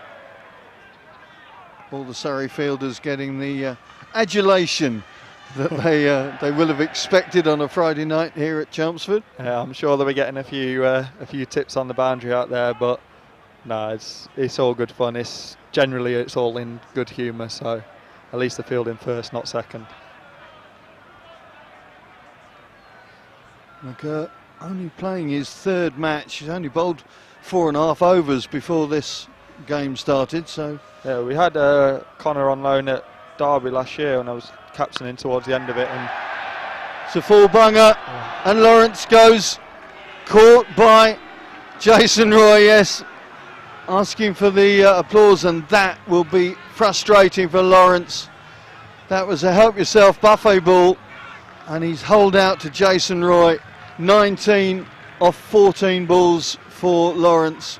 Yeah, they can be the most frustrating ones sometimes, when you're looking for them to execute their skill. Like you look for the Yorker, or you look for the slower ball, and then when they get it just wrong, it can kind of sometimes get you in two minds. But yeah, it was a nice little innings from Dan there. Unfortunately, that one couldn't quite clear, but we've got one of the most powerful batsmen in the world coming in now, so hopefully he can get himself going. Yeah, had a very frustrating night. Were you at Lord's yesterday? Yeah, I was there. Couldn't get his fellow countrymen away for love nor money, could he? No, and then he hit him a couple of times at the end, so I think they'll be having a bit of banter about that. But no, the way he played against Sussex a week ago now was phenomenal. Hopefully we can have a bit of that going towards the back end of this game. 131 for 4. Coming towards the end of the 14th over.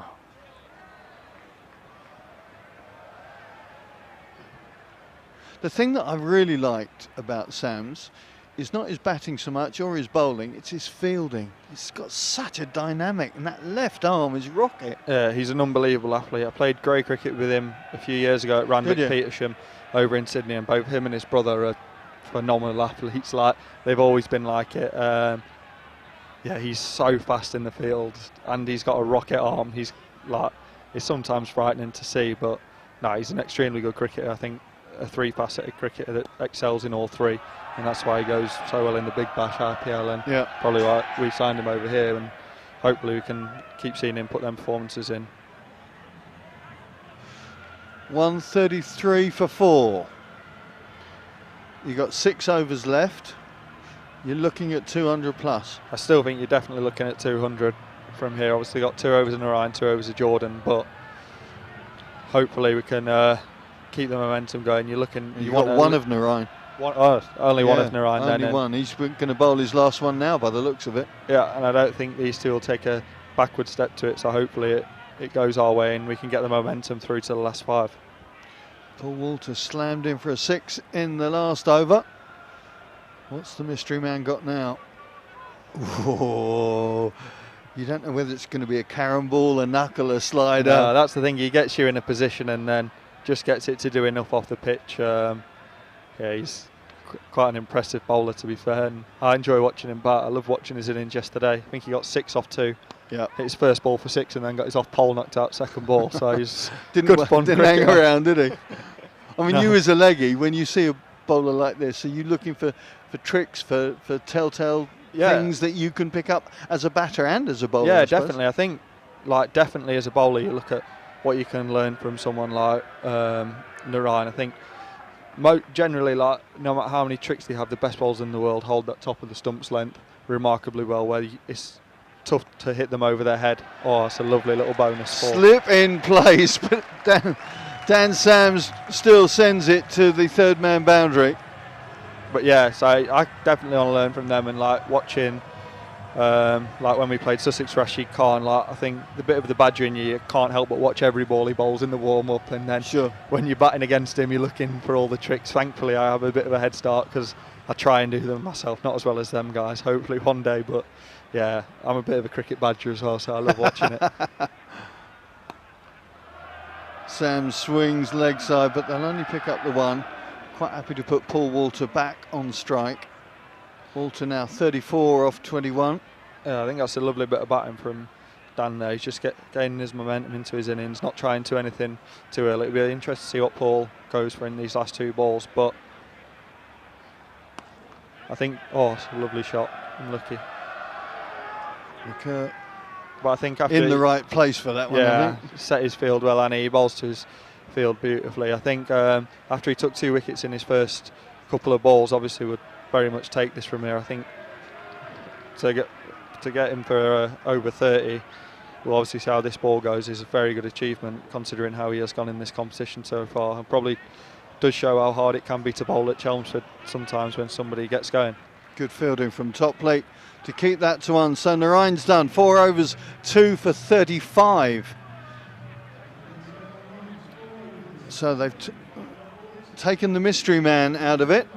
Yeah, it's very, very well played off him there. I think like going to see Topley come back here, but yeah, I think the way we've played Narayan there is pretty amazing. Really, we'll definitely take that. Topley's gone for 15 off his first 2, changing ends though to come on from the river end.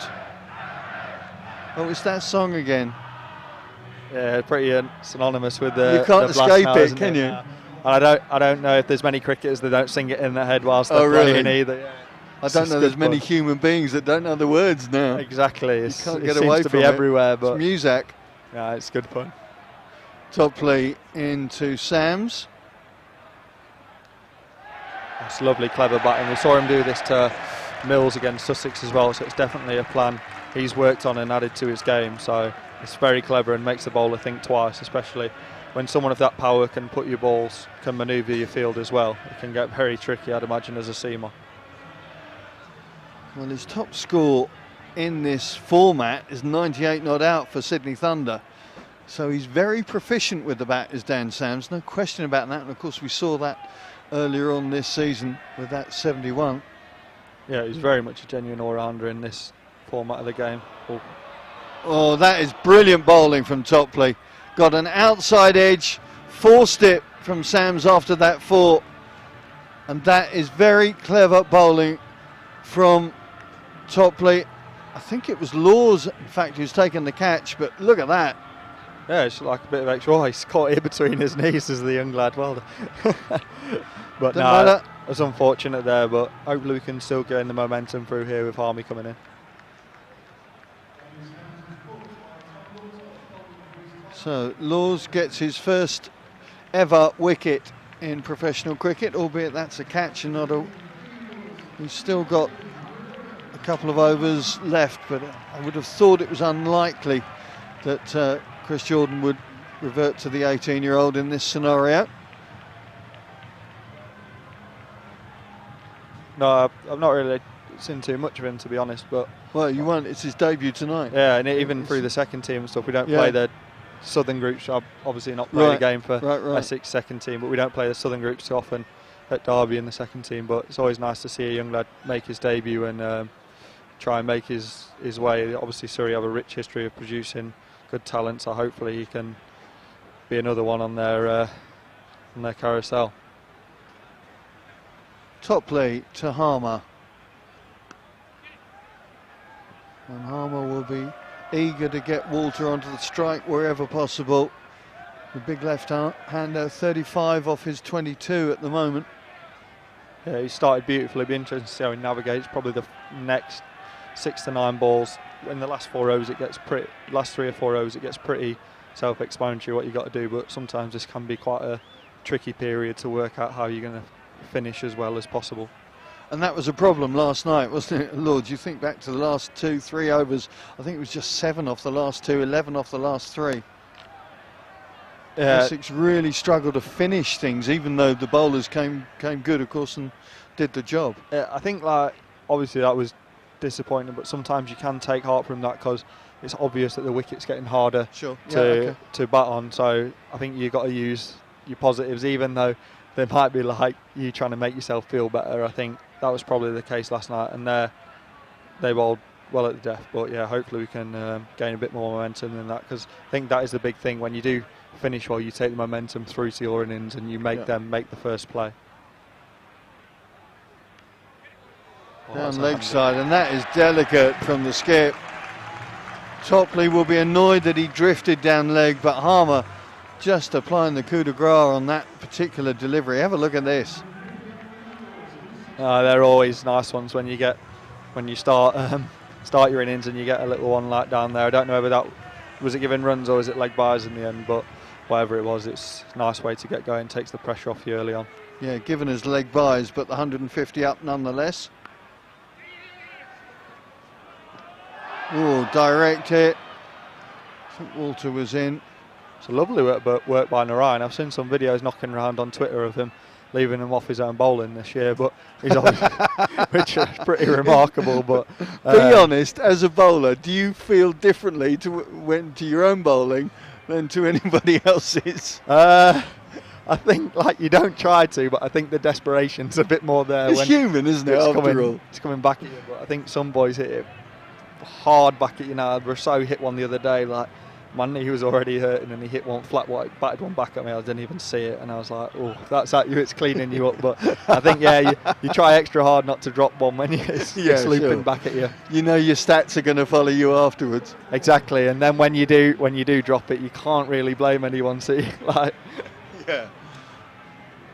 Stuart Broad will tell you from today, it's nice to have somebody to blame. Yeah, I saw them.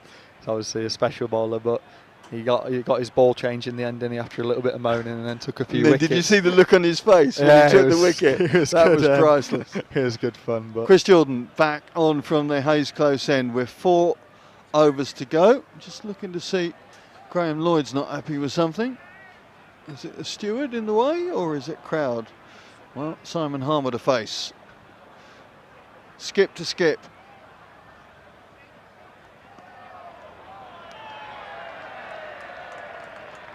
Graham Lloyd, no doubt with that one. Yeah, it'll be interesting to see who if either of them go this over, or do they wait for the other end. I think obviously we want to try and get at least 50 off these next 4, so I think it'd be nice to see Harmy try and get a couple away here. It's the voice of Matt Critchley here with me, Simon Ward, in the comms box for this one. Jordan putting a faster ball in. Walter just a little bit slow out the blocks there, but Narayan had no thought of throwing down that time.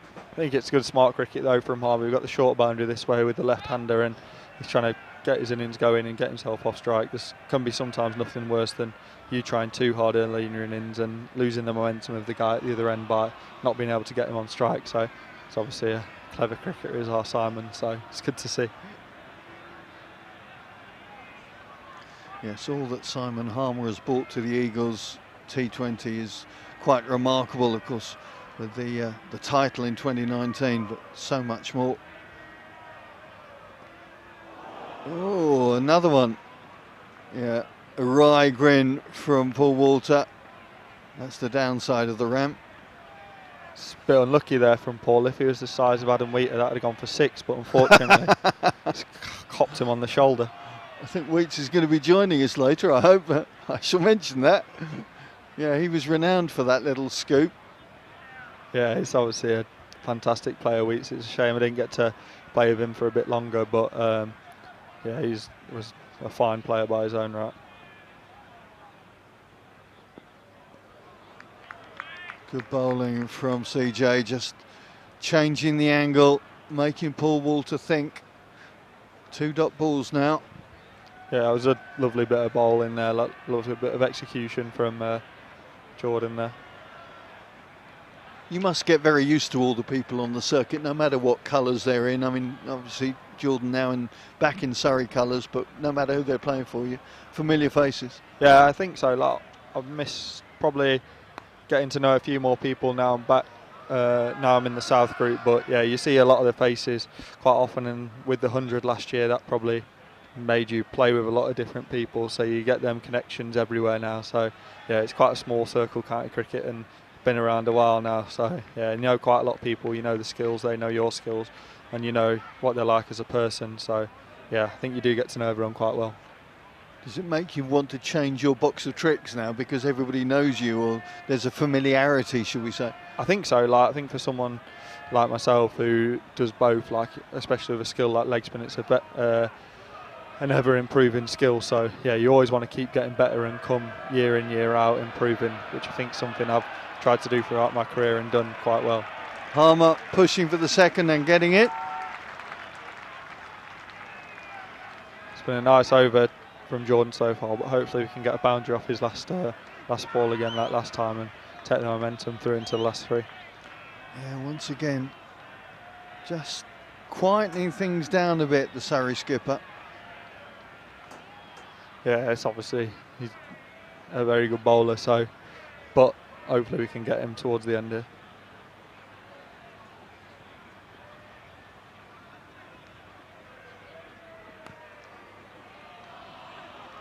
Six off the over.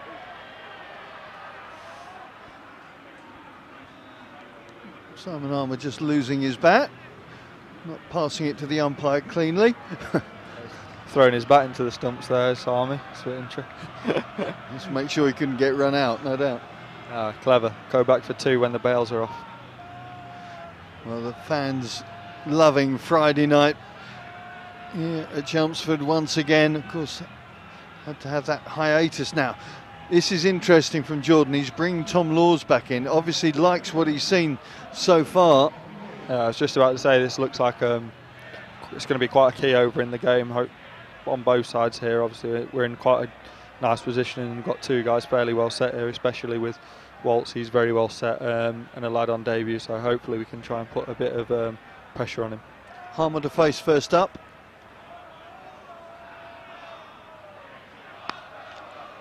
Laws goes full, Harmer swings it leg side, it's going to be pushing for the two.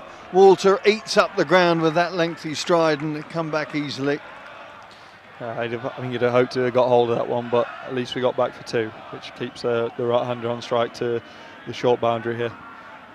How many times have you seen a batsman hit a full toss straight to a fielder, especially being a leggy? I know occasionally it's remarkable leggy, how many either drag downs or full tosses or...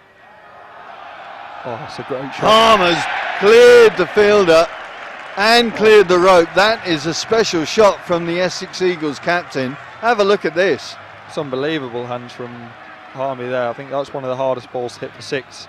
He's pretty much nailed his skill there and he's got him towards the long side. It's not a very long side, but he's still got him away. Yeah, so hopefully we can keep going with the pressure on him here and make this a big over. McCurr maybe ruining the fact that he was in 2 metres off that white line. Yeah, he's trying to get away from a bit of advice out there, so it's paid our favour. 8 off the first two. What a shot that is. What a shot that is. Make that 12 off 3. I think he's probably not quite had the time out in the middle of this competition yet, Harmy, but I think we see how good a striker he is and how I think how everyone said how much he has kept improving his T20 cricket, even how good it was anyway, both as a dangerous death hitter because his bowling speaks for itself and his catching is phenomenal, but I think this is a skill that he works really hard on and one that probably gives us that licence as well as top order batters to keep going hard because you know that this is to come. Yes, top score of 21 so far in this tournament, now on to 19.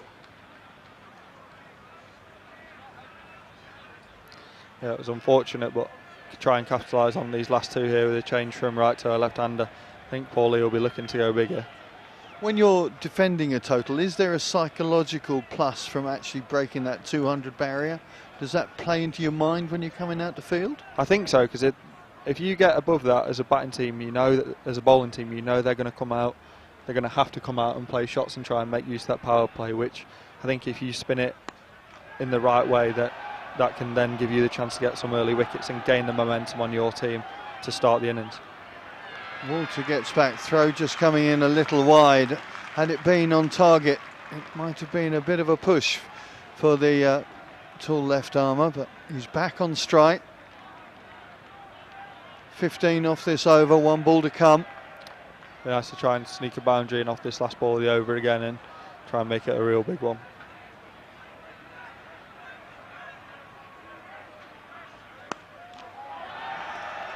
Yeah, he will only pick up 1, or will he push for 2? Harmer's coming back. Well, a very profitable over for the Eagles. 2 overs left, 175 for 5. Simon Harmer will want to break that 200 barrier if he possibly can over the next 12 balls. Definitely, and we've still got a little bit of, we've got the power out there instead of sun batting in the shed, so hopefully we can really capitalise in these last 2. It was a nice little momentum gaining over with Jordan, and you'd assume Topley to come here. Yeah, Jordan will bowl the penultimate over. Jordan's got, well, such a usual death bowler. He's got 14 wickets. Top Surrey wicket taker in this tournament. Economy rate of 7.83. Yeah, I think like, obviously Narayan's economy sounds outstanding, and it is. You can't argue with that. But I think Jordan to go at 7.8, considering the amount of death overs he bowls, generally bowls at least 2, but normally 3 at the death.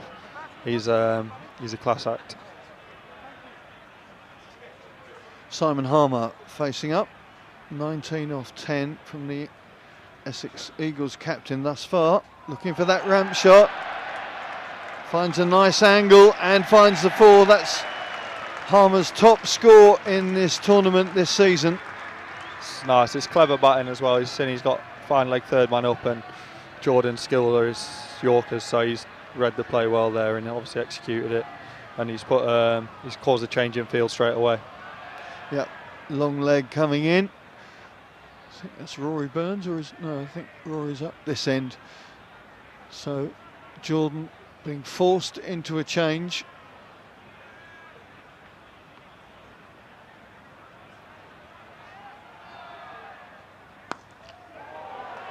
My goodness me, puts something through that. Jason Roy with the standard long, what was it, the old school long barrier. Long barrier, I couldn't remember that, yeah.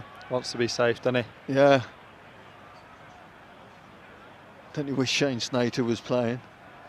Yeah. Cousin on cousin, especially after what happened in Amsterdam first match. It was good to see Snate knock his poles out early on us. I think all the lads had a big smile on their face. There was a few messages in the groups when that happened, but he came back at him, to be fair. Yeah, he's a hell of a player, Roy. But it'd be nice to see Snates, obviously, the next few days coming back from Holland. Walter goes straight, but straight to the fielder. It is Rory Burns out there at long off.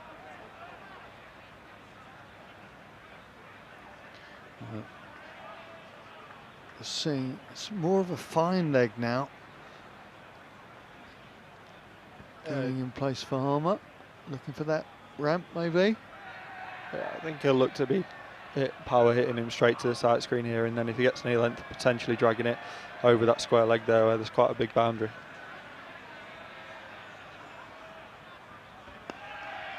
Goes leg side. McCurr getting some advice from the folks behind him, but doing well. Yeah, he's done well out there, is Connor, with a bit of stick behind him. 7 off the first 4. Again, admirable death bowling from CJ. Just knows how to do it. I mean, he's been there, seen it, done it, and with goodness me, played around the world in different colours. He's played everywhere, and there won't be many situations that he hasn't seen, but I'll try and get these next 2 away from him. Dot ball. Gold dust in the last 2 overs.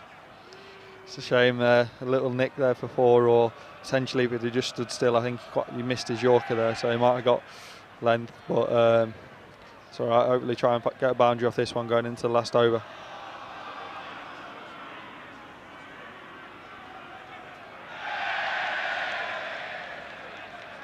Well, the beach ball is out in the crowd, hence the cheers. Last ball of Chris Jordan's spell.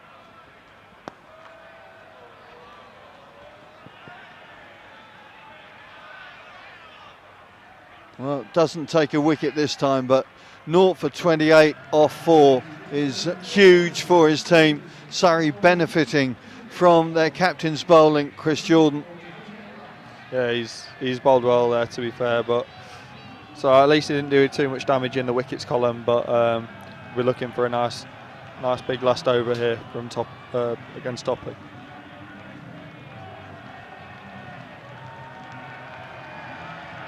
Topley back from the river end to finish things off. The Eagles 183 for 5. It'd be nice to see an old Eagle put a few in the slot here for Paulie. Don't think he'd be that benevolent somehow. No, me neither.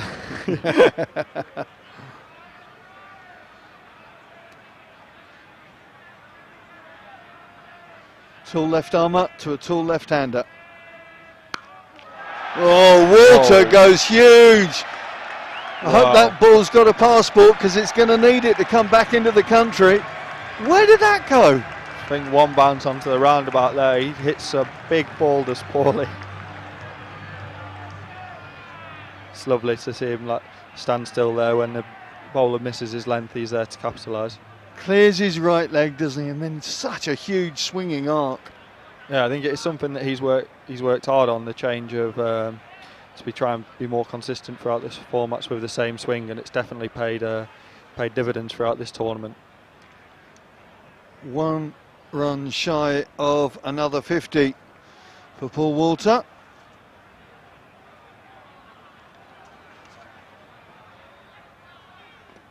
Oh, great comeback from Topley. Just that slower ball Yorker. Yeah, I don't think there's too much you can do with that one, but a fantastic innings there from Paulie. Probably coming at quite a tough time, losing them 2 wickets in that over, but he's managed to strike it over 150 through that. A couple of big sixes off some international quality bowlers, and that was a fantastic innings. Hopefully he can try and get another couple of boundaries here. 49 with 4 sixes and 1 4, making up that tally, and the crowd giving him the appreciation that he deserves after that inning. Well, we haven't seen Aaron Beard batting for a while for the Eagles. He hasn't got long in this one, 4 balls. No, he's not. Hopefully he can try and get a few away, but it's nice to see Beardy getting a few games now. He went down to Sussex and played, but I think that shows the depth through our squad that he's probably lacked a little bit of game time, and then the quality that he has to come straight in against Middlesex last night and bowl how he did was, so I think that's what the best squads have. They have that depth where people can just come in and out and perform, even though everyone wants to be playing all the time. Opens things up and squirts it through his legs. Just the one to get Simon Harmer back on strike. It's not the worst result. That's another Yorker that Topley's executed extremely well. So to get Harmy back on strike here for these last 3 balls, we'll hopefully be trying to get a few boundaries. Topley, of course, 10 T20 games for England. He's got an economy rate at the moment of 8.3. At the moment he's gone for 29 off 3.5 here. It's a good gap, I think. Just waiting for it. That was delightful. Yeah, that's lovely batting there. He kept himself nice and still, and well, you don't know if he's picked the slower ball or he's waited for it, but he's managed to hit that gap where the deep cover was very square there. He's managed to beat extra and got us a welcome boundary. You could almost see Harmer's backhand just saying wait before he let go. Yeah, he got in such a good position that he could just hold himself there with a slower ball and didn't try and get too greedy and try and hit for 6, which can do you sometimes. Sometimes a nice little 4 and keep batting's just as good.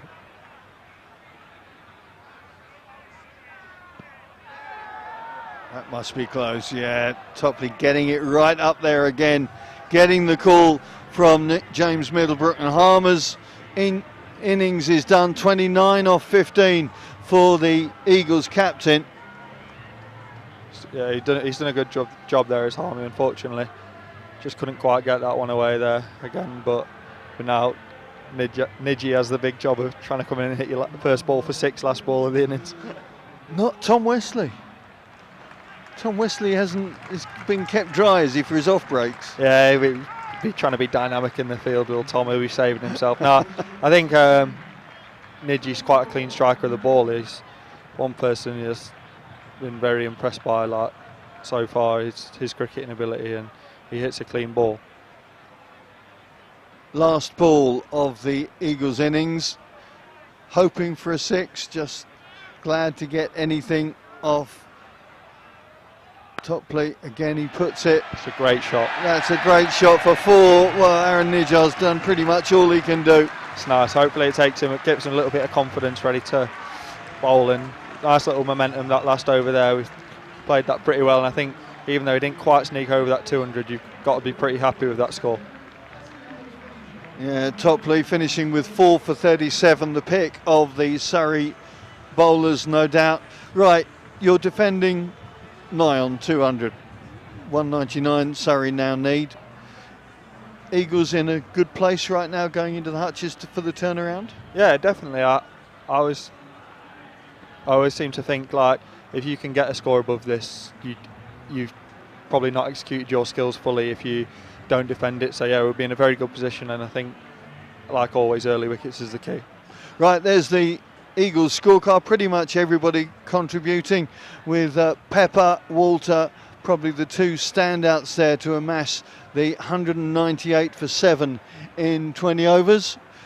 Thanks to Matt Critchley for your company. Great to listen and learn. There's the bowling figures for Surrey, as I say, with Topley top of the log there in every way. 4 for 37 for the former Essex man. Join me, Simon Ward, for the Surrey innings. I think we've got a few interviews going on the screen during half-time, but the Eagles setting a healthy target, 199 for Surrey to get another victory. Join us after the break.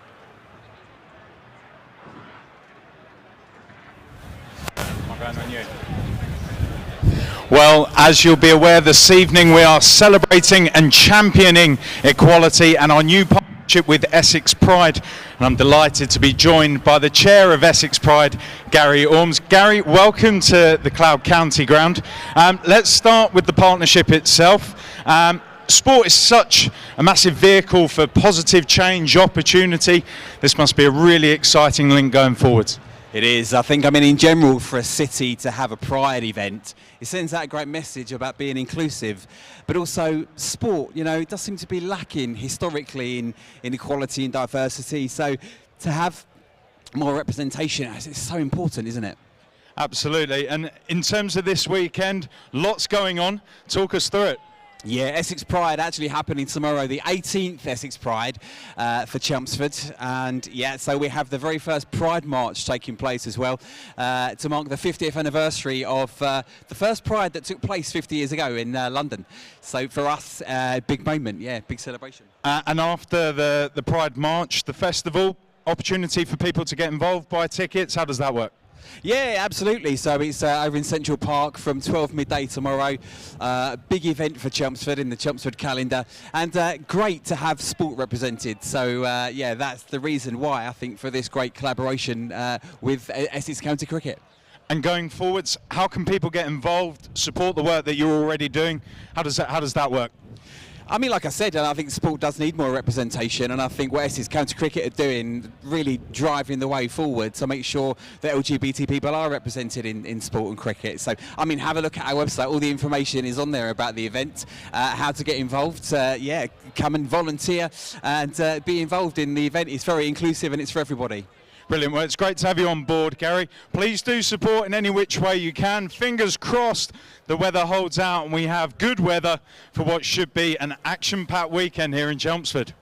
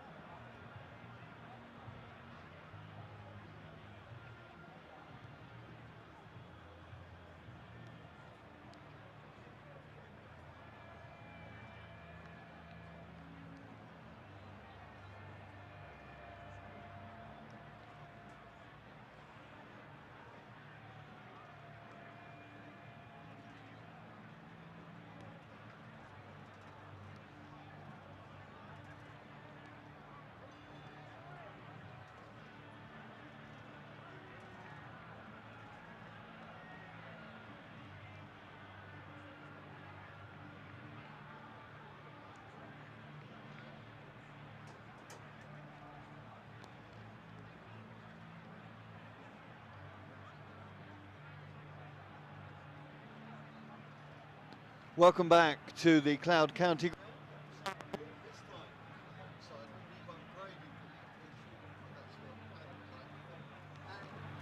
Alongside me, and great to see you here. What you've seen in that first innings, good total, healthy total. Thanks for having me, Simon. Yeah, I think so. I think, you know, if you strike near the 200 mark in a 2020 game, you're gonna have a competitive chance of winning the game. We saw it was different against Sussex the other night. They came close, going well above 200. But yeah, you'd back yourselves to defend this, even though it is small at Chelmsford. We keep on saying how important power play is, but other teams are now focusing on 8 to 12. But when you expect to see Aaron Nijjar, as you kept to him enough times in those first 6 overs, how those first 6 overs go doesn't dictate an innings, but it gives it a flavour, I guess. Yeah, it certainly does. You know, if Essex can pick up wickets at the start of the power play, then it very much becomes an uphill battle for Surrey. And if they come out flying with the likes of Jason Roy, then it sets the tone for a decent platform for Surrey to continue. And of course, we saw that third over from Sam yesterday at Lords, 3 wickets in the over, and suddenly the guts were pulled out of the Middlesex innings. And yeah, wickets are so important to just put brakes on and just make the batters think, I suppose, more than once about the shots they're going to try and play. There's Michael Pepper. My goodness me, hasn't he developed as a batter? Yeah, I mean, from where he started coming into the game quite late to how he's had the ability to improve year on year, and I really feel like with someone like that, you're almost seeing a start of a very special career. You know, his ability to hit the ball seems second to none. And he's got bags of talent, whatever he does. You get him on the golf course, the squash court. He's just one of those annoying people that you know, he puts his hand to something and he becomes very good at it very quickly. It reminds me of just back in many ways, the way the shots that he brings out. But just developing that confidence now, the momentum that he's built up through the course of this T20 campaign is something, you know, he said before this innings he was averaging 85 here at Chelsea. So, you know, the local fans obviously love him. No, I've done a bit of coaching recently and with kids, and they've come here and immediately Peps has become their biggest fans. He's quickly developing a name around Essex, that's for sure. And you know, to have that consistency through a 2020 comp is seriously hard work, and he's managed to do so with ease. You know, he could have got 50 off 17 balls today, and it felt as if he was playing within himself. You know, he's got that much talent. Well, talking of talent, there's plenty of talent in the Surrey opening pair. Jason Roy back in the mix alongside Will Jacks. Aaron Beard is going to get first dibs. Surrey looking for 199. Oh, my goodness me, that hurt Jason Roy. Graham Lloyd's not going to give it. Must have been close, mustn't it? That'd have been quite a unique LBW considering it didn't pitch, but I reckon it was close. I'd love to see a replay. Jason Roy in some discomfort. Take a look at this. Swung as well.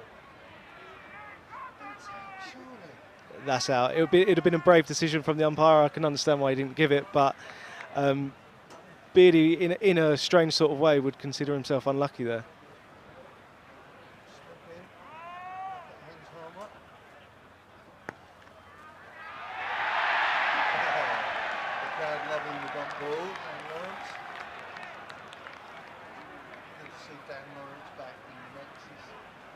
With that hamstring for a while, but it just seems to click back in, doesn't it? Yeah, again, it's going to sound like I'm a broken record here, but he also is one that has bags of talent. Makes you a little bit sick, actually. Comes in and looks as if he's been playing for the whole season. He's getting some movement again, just that little late dip. Roy doing very well to keep it out.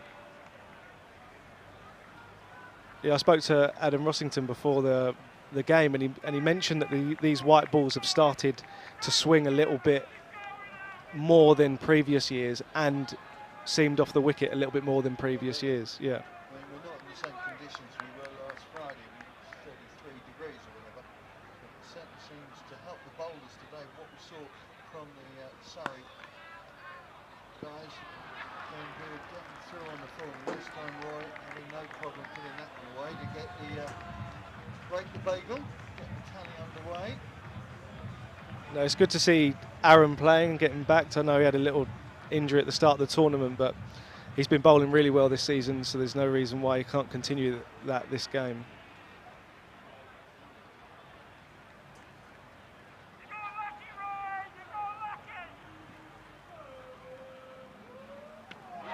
Oh, he's done it now.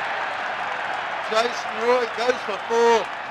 Aaron Beard thought he had him first ball, but he's got him 5th ball instead. That is a big, big start for the Eagles. That's a great start, and that's one of Beardy's greatest strengths, really. He can bowl wicket-taking balls. He can get good players out, which is hard to coach. For me, it's a natural thing, and Beardy does have that. Well, Jason Roy scored 101 not out only 2-3 days ago. Now he's back in this country. He's gone for 4 inside the first over. One of the danger men is heading back to the hutches. Great work from Aaron Beard. Again, you just saw that little late dip. Take a look at this. Yeah, the clip and getting bowled off stump would suggest that there is a bit of late swing there, and that wicket would give Beardy bags of confidence. So hopefully he can use that and get us out of the power play nicely if he's required for another over. Did so well last night. He got 2 wickets in an over last night, I think, at Lords, didn't he? So 2 for 22 he finished with there. James Smith. Next down the spot was from his open position previously. Well, what an over that was. 4 for 1, Surrey. Aaron Beard taking the wicket with his 5th ball, and a big wicket at that. No, exactly, and every low over in this power play only increases the run rate very quickly when you're chasing 200. So it forces the batter to take higher risks earlier on as they like, because no batter wants to see the run rate increase.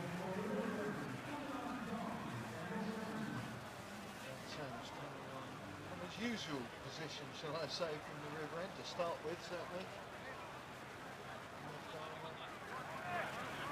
We're bowling to Will Jackson. Jacks has been in fine form. 76 was yesterday at home. 66 not out a couple of days earlier. Averaging just under 40, strike rate of 144. So he's no slouch when it comes to batting, that's for sure. No, he's a very good player. He favours this format. This is his most natural format, and no, you understand why, because he's in the 100 as well. Goes past the outside edge. The nod of appreciation from the Surrey opener. 550s he's already amassed for Surrey in the course of this campaign thus far. Again, that shot would suggest there's a bit of movement as well, which is very good news for an Eagles fan. Very good news for Sam Cook. He'll be licking his lips, won't he? Yes, if there's anything in the wicket or anything with the ball, Sam Cook's your man to get. Well, it's up in the slot, and Jacks deposits it out over the boundary by the scoreboard for a maximum.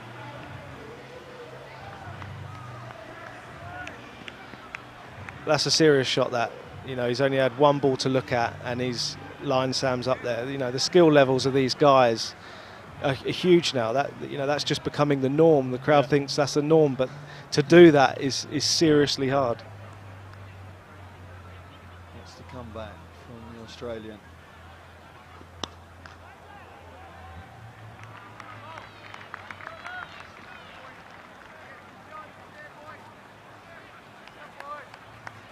To have Sam's playing each and every game of the Blast is a huge success, really. You know, if he's not having an influence on the game with the ball, he does it with a bat, and vice versa. So to have a cricketer that can do both asset so well, it's a huge increase. And his fielding as well, which is mightily impressive. Again, Jacks gets it in the slot and it's straight to the boundary. I love how biased our crowd is. You know, it is dead silent when there's been a couple of boundaries hit.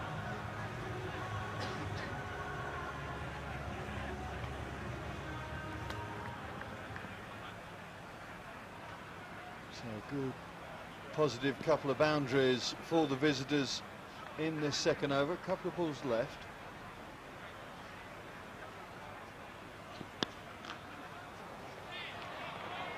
That is good batsmanship from Jacks, just finding that angle to twist the bat through and put it out there for another 4.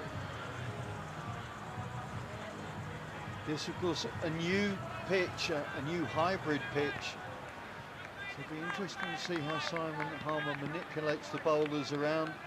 As I mentioned, Aaron Nijjar has frequently opened the bowling, at least with 1 over.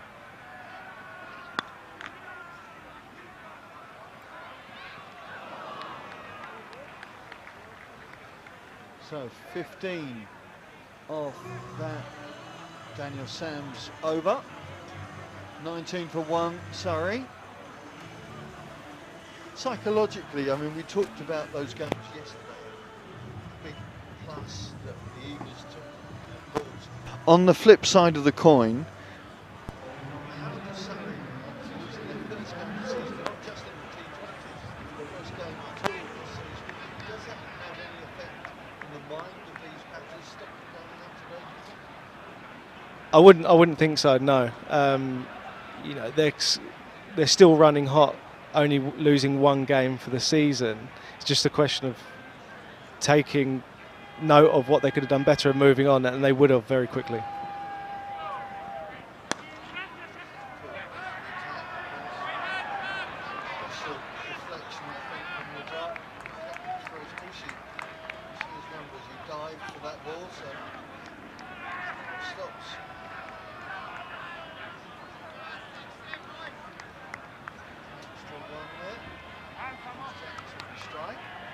You know, this game is seriously about momentum. So Essex would have taken great confidence in last night and building on it tonight as well.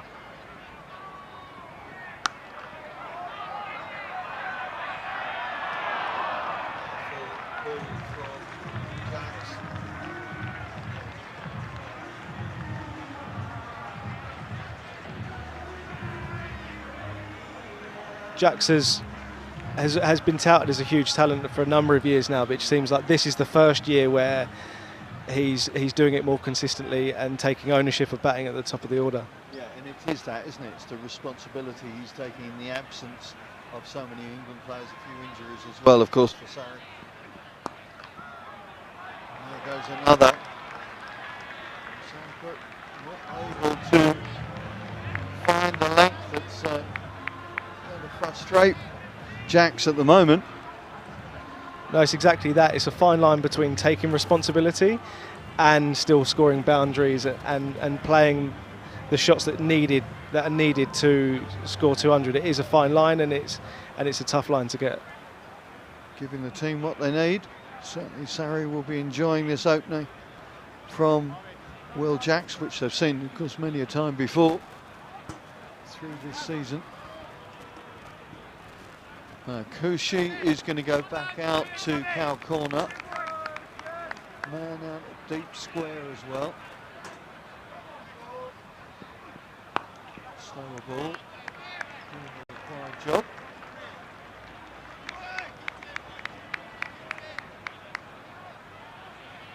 If Essex can pick up another wicket here, then the pressure's back on Surrey. At the minute, Jacks is seeing the ball seriously well and taking ownership of this power play. Over 400 runs now in the tournament, Will Jacks.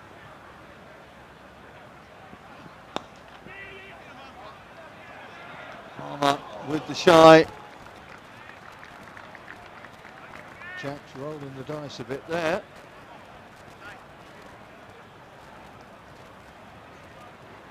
Jamie Smith in to face his second ball. Smith, the young wicket-keeper, been showing well. They got a double century against Gloucester in the Championship in April.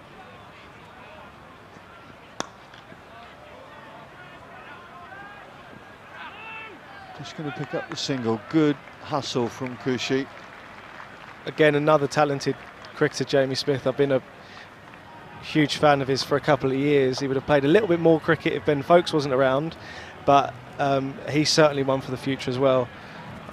I say one for the future, like you said, he's already scored a double hundred in county championship cricket, so people have obviously seen it. Just because of his age, that's why I suggest he's one for the future.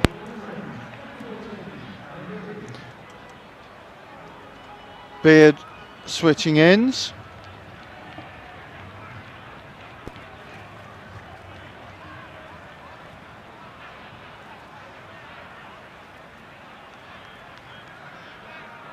Halfway through this power play, and Surrey certainly up with the required rate there.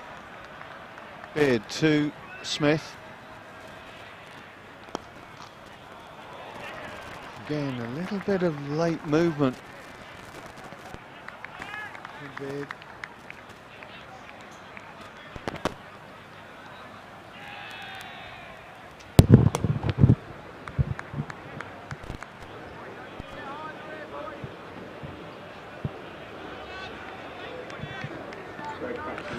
Will Jacks, only 23 years of age. The amount of cricket he's played, you'd think he must be at least mid-20s by now. Slower ball, no ball called from both umpires. Just slipping out of his mitts there. That's dangerous with someone in such fine form to give him a free hit in the power play as well. No, exactly that. He's 23 years of age and you feel like he's been around for a long time now and he's playing that way. Yeah. Yeah, it is an obvious confidence that he plays with.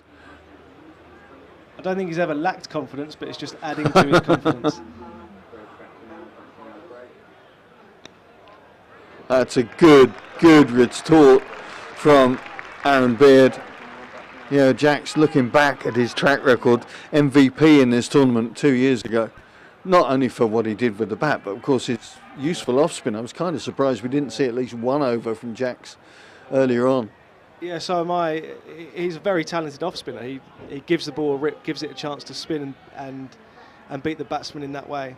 I think the Yorker tonight will actually be a very good option. We saw Chris Jordan, although it was out the power play, going to that pretty much straight up. It seemed that was the only ball that wasn't going for a boundary. So potentially we might see that Yorker rather than at the death earlier on to try and get a couple of dot balls. Well, Will Jacks has asked for a new bat, but the 3 or 2 that the 12th error has brought out are not to his liking. So they're going to just go to Sports Direct and see if they've got any spares. Other cricket bat shops are available. That I would never take more than those bats. How many bats did you carry? Well, bear in mind I had to take keeping stuff as well, so I tried to limit my bats because they're the heaviest thing in the bag. But 3 would do me, in case 1 breaks in the nets and 1 breaks in the game, you've only got 1. But I thought that'd be good enough for everyone else, but clearly not. He's probably got 5 or 6 in there that he's He probably gets through 5 or 6 a week the way he's been batting. He's satisfied with this one. Some guys love carrying loads of bats, and some guys aren't so bothered. You know, Tom Wesley, you know, he has to number his bats. That's how many. That's how many he's got. Oh, what a catch! Will Jacks thought he was on a freebie there, and talking of the club captain, Wesley the man, in his 100th T20 appearance, Superman appears out of Tom Wesley's clothes. No, what a catch. We were at the perfect angle for that. It seemed as if it was the only way that Will Jacks was going to get out, you know, an unlucky dismissal the way he was seeing the ball. Is it a bird? Is it a plane? No, it's Tom Wesley. Being good friends with Tom, we're going to hear about that for a very long time now. You don't mind though, do you? I mean, he didn't even get the bat in this one. No, I'll let him off in his 100th game, I don't mind. As long as Essex come out with a win. And this looks like Rory Burns is being promoted ahead of Laurie Evans.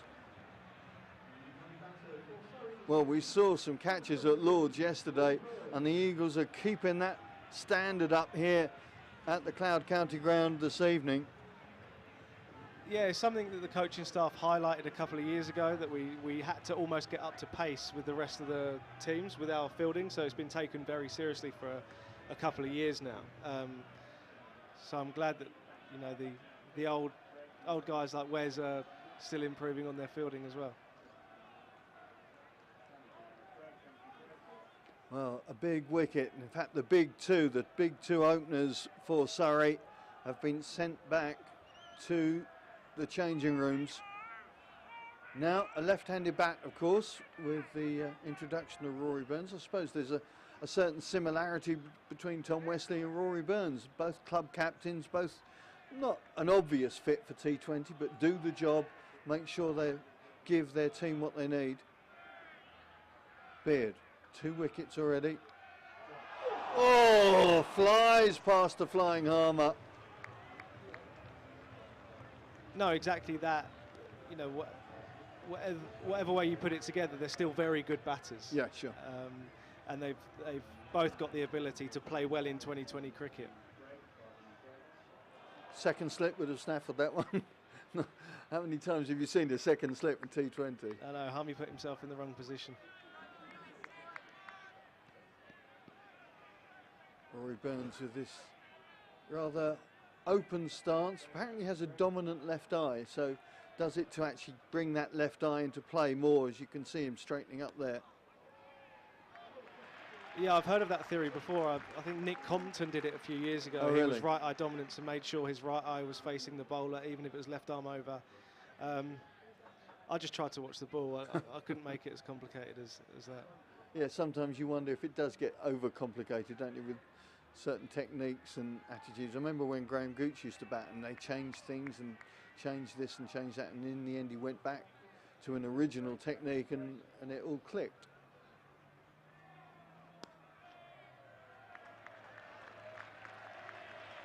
Yeah, Rory's had this technique for a number of years now, and that's what got him into the England team when he was pumping out runs for Surrey in Championship cricket. So there's no reason why he'd have to change now or adopt a different technique.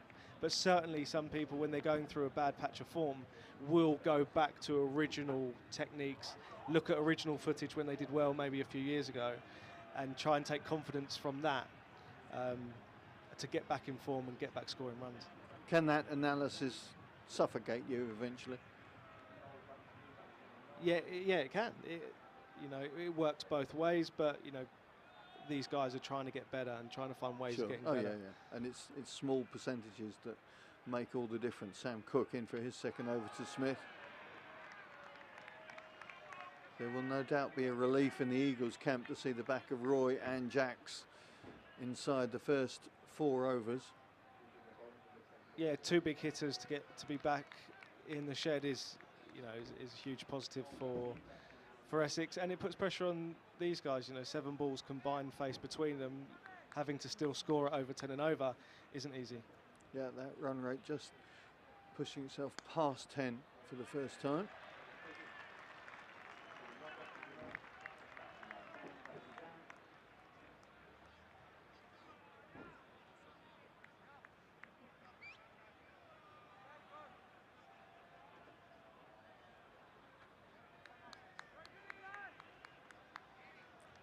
Slight field change from Simon Harmer, bringing up third man, dropping 2 out onto the leg side. Smith getting into the drive, but Walter there.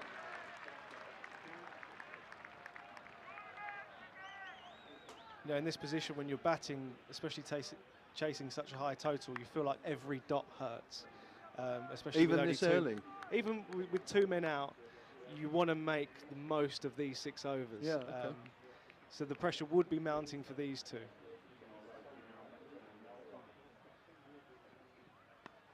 Oh, delicate, deceiving slower ball out the back of the hand from Sam Cook.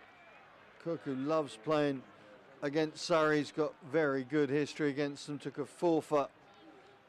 I think the last time they were here from memory, I think you remember that game as well. Didn't you put on 100 plus with Cameron Delport? That was 2 years ago. I think you put, 63 from Mr. Wheater, 64 from Mr. Delport. Oh wow, should have put a lottery ticket on that night. You should have done, because it all seemed to go the Eagles' way. In fact, Surrey, I think, won that off the last ball, but Essex Eagles have got a fairly healthy average against Surrey. Certainly won at the Oval last season, and then 2019, of course. Well, who can forget Cameron Delport's not 38 ball 100, lives long in the memory. Yeah, that was one amazing night. I don't think Sam Cook's got a bad record against anyone. So whoever we were playing, you could have picked you're up probably stats. right. Rory Burns facing him now.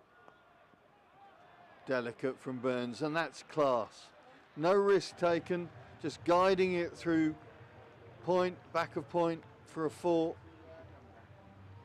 Yeah, typical left-hander, they love it there. A huge run scoring option for a lot of left-handers, especially Rory Burns. Just 5 off the over nonetheless from Mr. Cook. Yeah, he's such a consistent performer, isn't he? Yeah. Sam's back into the mix now to bowl to Smith, the last over of this power play. I don't know what the percentage is, but it's a huge percentage that if the bowling team gets 3 in the power play, their win rate is huge. That's a straight drive that is going to be a 1 bounce 4 for Jamie Smith. And Sams continues to get a bit of tap in this power play.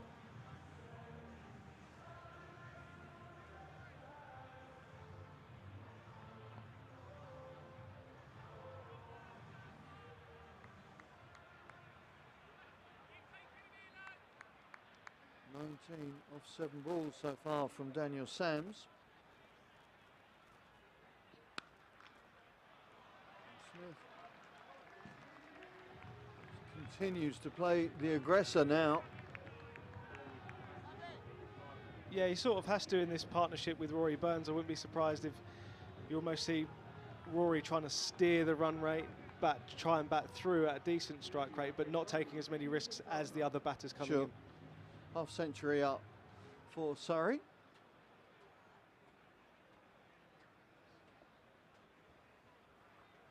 If we can get out of this over with not too much more damage, Essex would have taken this power play.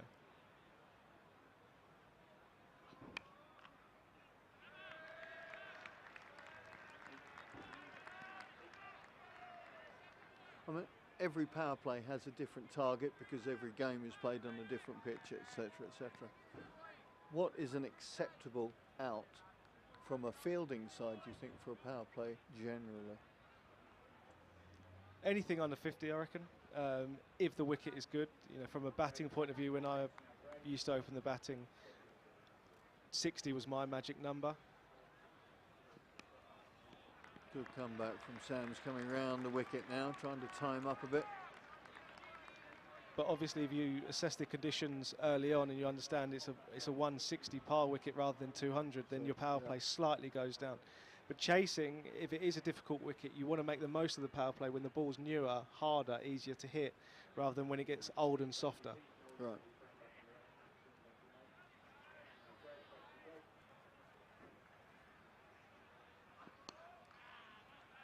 Because there was, it seemed to be de rigueur that if you won the toss, then you were going to chase because you knew what the target was, you knew what you had to get. Psychologically, does that play into the batsman's mind? As when you were opening the innings with Cameron Delport or whoever it was, did you say, power play, let's try and get ahead of it, or you happy just to get the flow going? Yeah, you certainly don't want to get underneath it. You certainly don't want that rate increasing whilst you're in the power play. And yeah, a lot of the time we did look to bat second simply because we didn't necessarily know what a good score was. Sure.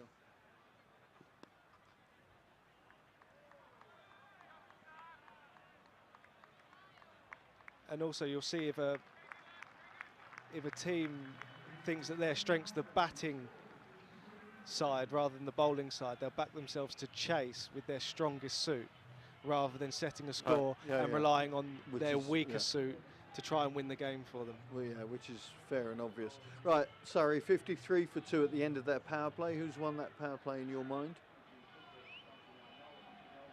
Look, I think it isn't an obvious win, but if I was to have to make a decision, I'd say Essex. You've got Jason Roy, one of the best one-day international batters now watching, and Will Jacks, who's one of the informed batters of the tournament. So, particularly with those two out, I would say Essex. And like for like, Eagles were 60 for 1. So, a few runs, you would think, in the pocket, and certainly one extra wicket. And Aaron Nijjar comes into the attack against the left-handed bat of Rory Burns. And if I was fielding now, and similar to the Essex guys, I'd take confidence from the fact that Michael Pepper and Paul Waters played 2 freakish innings. You know, what Pep showed out there tonight was incredible. You know, that is a serious amount of talent that not everyone can get to that level. They'll be well aware that Laurie Evans is still waiting to come in Narayan as well, and those two have a skill set that's a little bit different perhaps. Yeah, for sure. Great work from Aaron Beard there on the cover boundary. They haven't won this many games throughout the whole season without having a very good batting lineup that goes down to the end.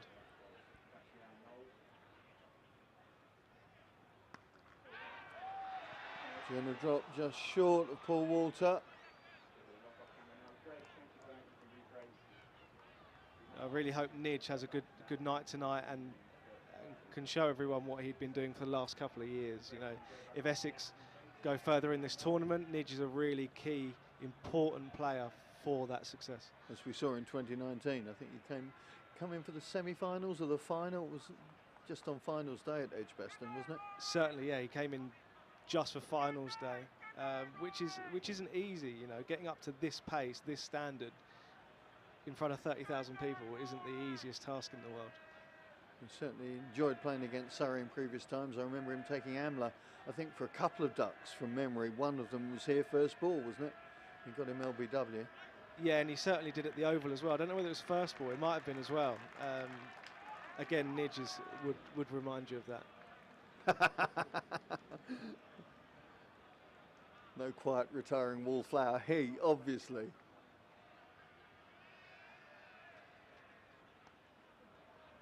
Goes a bit leg side, and there's nothing that Feroz Kushi can do about that. Now, to perform day in, day out like these guys do, they need a huge amount of confidence. There shouldn't be a shame in that. It's what makes these guys very good cricketers. Yeah, that's a huge challenge that I don't think all fans really understand sometimes. Burns goes high, Burns goes long, and Burns disappears over the boundary for the maximum. So Aaron Nijjar just taking a bit of tap, the second half of that over. Yeah, I think that's a new ball needed. Nidge would have preferred to be bowling at the right-hander where it's harder for the right-handers to hit boundaries. Left-arm spinner against a left-hand batter is notoriously easier for them. Well, you've said, Adam, that you want to finish playing now. What are your thoughts on where you're going to go? Where's the next chapter going to take you?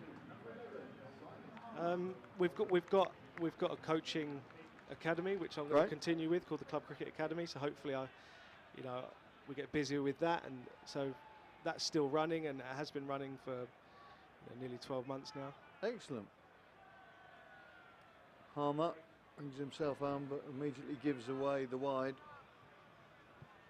You know, in the near future, I'm still available if Mags needs me. Sure. So staying fit, hitting balls, just in case these guys come down with an injury. Well, some great memories, I'm sure. That's Aaron Beard desperately trying to stop that one. You've had plenty of years as a professional cricketer. Is there one abiding memory that sticks at the top of your mind or the front of your mind? No, because luckily we've had a fair bit of success over the last 3 or 4 years.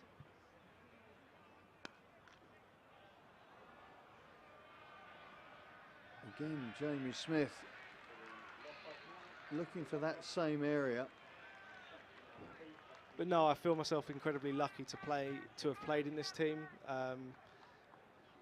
Winning the double in 2019 is probably a highlight, but that was a 6-month highlight. Yeah.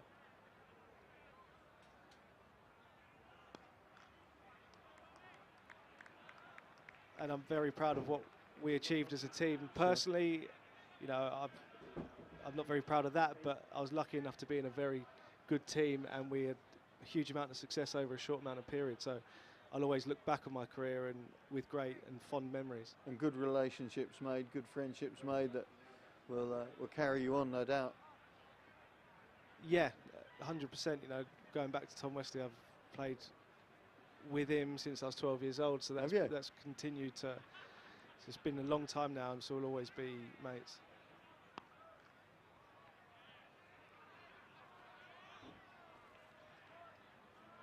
Yeah, it's fascinating, isn't it? The road that your life takes and different chapters, and it doesn't always go in a straight line for anybody. But it's always good to look back and think, yeah, done that, move on, something different now. No, exactly that. And whilst Harmy's bowling. Just disappearing down the leg, I think.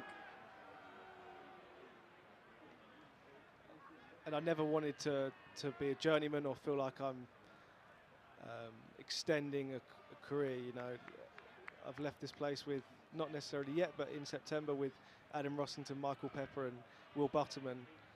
They're all wicket keep. So I feel like I'm leaving it in a good place. Good, excellent. Harmer looking to finish this off without too much extra damage.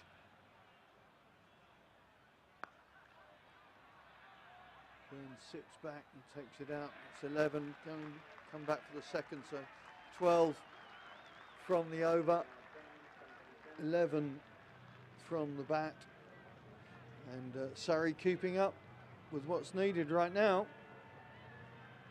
Yeah, they are, and actually, as a fan, it's quite frustrating. You'd prefer to see them struggling and wickets flying all over the place, but you know, it's only going to get harder and harder the later this game goes. But that's the thing with this tournament, isn't it? It can change like that. It can change in one ball, and suddenly you feel the dynamic changing and the mood changing. You must feel that out there so many times. Yeah, 100%. You know, I've been both sides of it, where it feels quite comfortable, then all of a sudden you're up against it, and vice versa. Yeah, so an over, a wicket in an over, 2 balls can completely change the dynamic of this game. Well, let's see if Dan Lawrence has got one of them. In for his first bowl in the tournament this year. An action that Nick Brown, his teammate, called the frog in a blender. It is that, and actually it's quite off-putting because when he's bowling, his tongue's sticking out as well. Oh, really? Well, we've got to see this. Oh, we can't see it from the back, but he might have changed it now, but for a couple of years it certainly was coming out the side of his mouth. So as a wicket-keeper, you were laughing even before he'd let go of the ball. No, exactly that, and I'd tell the batter not to look at his tongue. Making sure he did.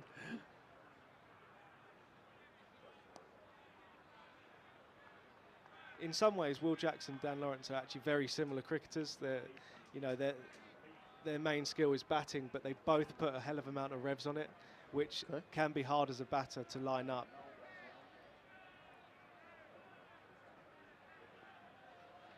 Got 5 wickets in last year's economy rate of 9.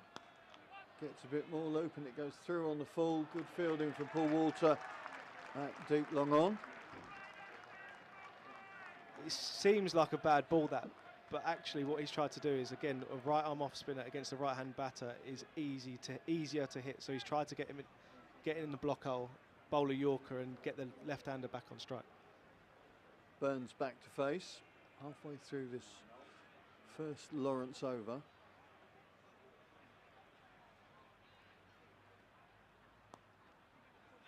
It's a lovely square cut from Rory Burns. It's only going to pick up a single though.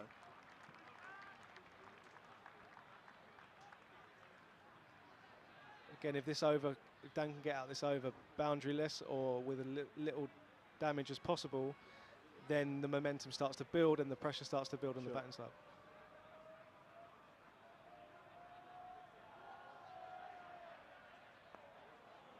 Changed the pace of that one delightfully.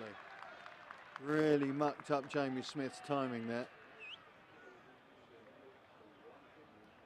Yeah, Dan will be praying now he can get out this over with as little damage as possible. He's done so well for 5 balls, but it can be lost on the last. Changing the field round, bringing square leg a little more towards mid-wicket. Smith goes long, and it is a boundary. It's a 4, but it's only 8 from Lawrence's first over, so relatively satisfied, as much as he'll be disappointed with that last ball. Yeah, exactly. It could have been worse, but after 5 balls, it could have been better. Jamie Smith did really well there. He stayed composed and waited for the last ball to capitalise on. Jamie Smith now past his highest score of the season in this tournament. Just say the double century in the championship earlier on, but 25 his previous best. Simon Harmer staying on from the river end. Looking to see whether Tom West is it's not fly slip really, it's short third man I guess. Cushy at backward point. A trap being set there. Yeah, Harmy saying, look, if you want to hit leg side, you can take 1, but I'm going to try and block off your reverse sweep.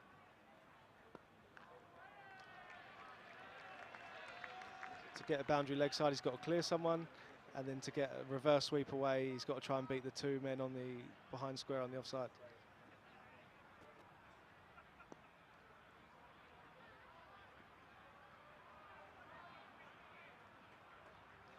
The damage here is boundary, so Harmy's simply just trying to shut off as many boundary options as he can and take the 1s. Yeah, the right-handed bat, so reinforcing the leg side field. Cushy dropping back behind square. There's a mid-wicket, there's a deep Laurent. I think Michael Pepper's on the cover boundary. So again, that's really well bowled to a right-hander from a right-handed off-spinner. He doesn't want to use the surface because that could go the distance, so he's bowled a Yorker and executed it really well. And again, it was just that dip right at the end into the block hole, wasn't it? Yeah, unless you're willing to ramp a spinner, which is quite rare, the Yorker's obviously a seriously hard ball to hit. So you can see there Harmy's more comfortable with using the surface against a left-hander because it's a harder hit, the ball spinning away.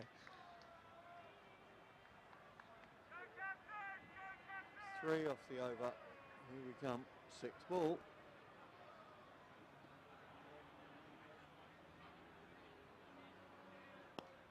Smith using his feet, but it'll just be a single, I think. So 4 runs off that Harmer over. Big tick in the box from the Eagles fans. No, that's a great over. And when Harmy first came here, everyone realised how good he was in 4-day cricket, but not necessarily in his 2020 cricket. But over the years, he's showing what a performer he is in this format. There you see the worm of the match thus far, and it's going to correlate all the way through, isn't it, with different feel to it. Surrey just on top at the moment, but it's marginal to say the least. Yeah, wickets in hand for me are the thing that I'm concerned about the most now. Getting a couple of wickets here will be huge for Essex. Into the second half of the Surrey innings. And Lawrence comes up with the ball. Jamie Smith desperately trying to move things on apace. And Lawrence has that little bit of magic.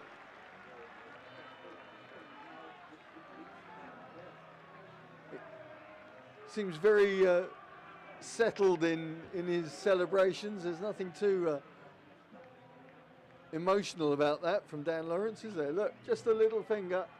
That's no, enough. yeah, he knows there's still work to do, and what's quite pleasing seeing that on the monitor now was the spin that it took at that pace. Harmy still got at least an over it up his sleeve, and if the ball is spinning like that, then it becomes harder for the batting side, so it's good to see.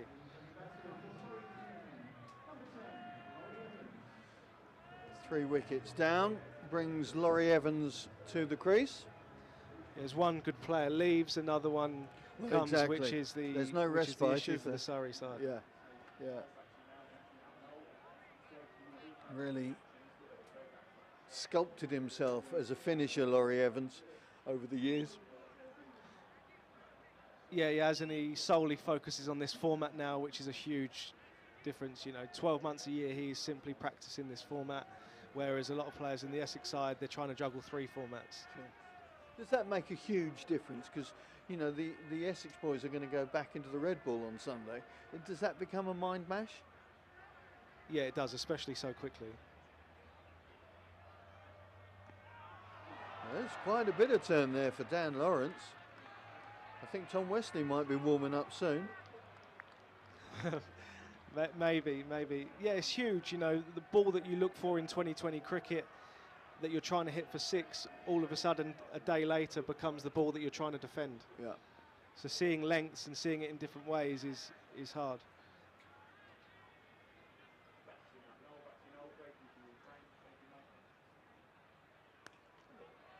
Yeah, 20 years ago, it was just, it's a hit and miss competition and we just go and lash out and it's a 20 over bash. But it's got such a different feel to it now, this format, hasn't it? There's so many different techniques, so many different skills that have come into it. It's not as simple as just going, we're just going to play a short over game.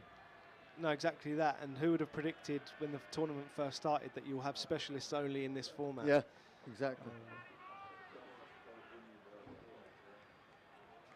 And so many tournaments around the world that you could make a living from it. You could make more than just a living off it, that's for sure. This game especially has become so popular.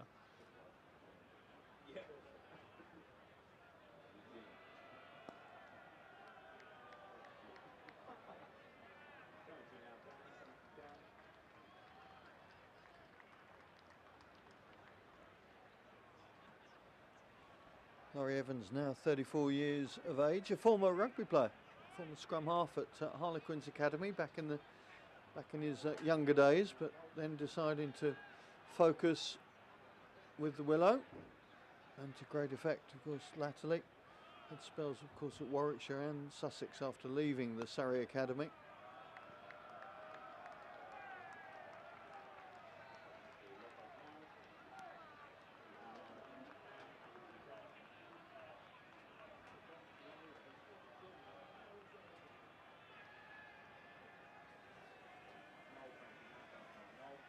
Yeah, Essex have gone on the back of Laurie's.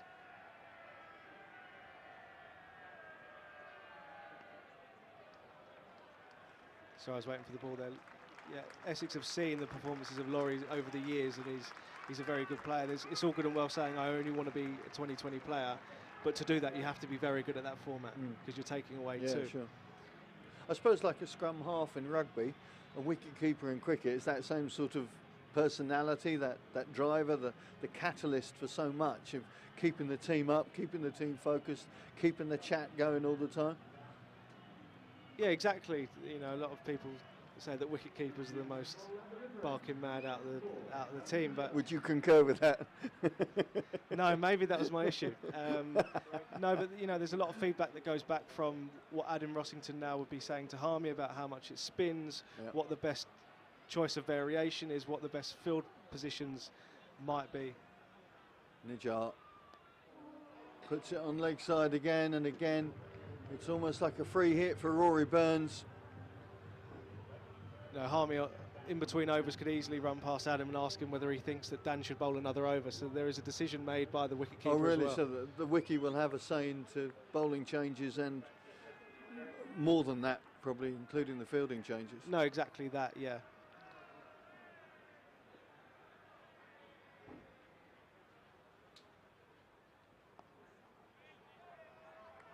And also the wicketkeeper has the best eyes for if the players are in the right fielding position. So they determine where the mid-wicket stands or the point. Because of the angles you can see from the stumps, I guess. Because the angles, you're so close to the batter and you can see what they see, where Harmy at extra cover now can't possibly see that. So he needs the wicketkeeper to be on his same wavelength.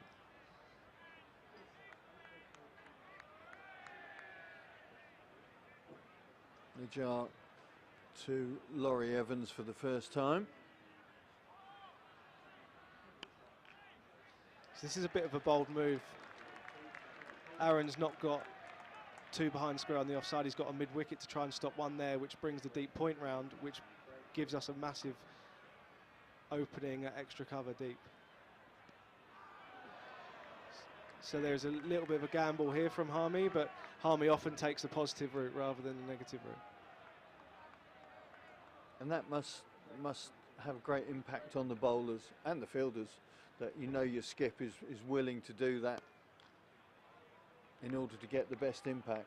Yeah, exactly that. And you know, we've all seen Harmy here over the years. He leads from the front, and people back him and back what he wants to do.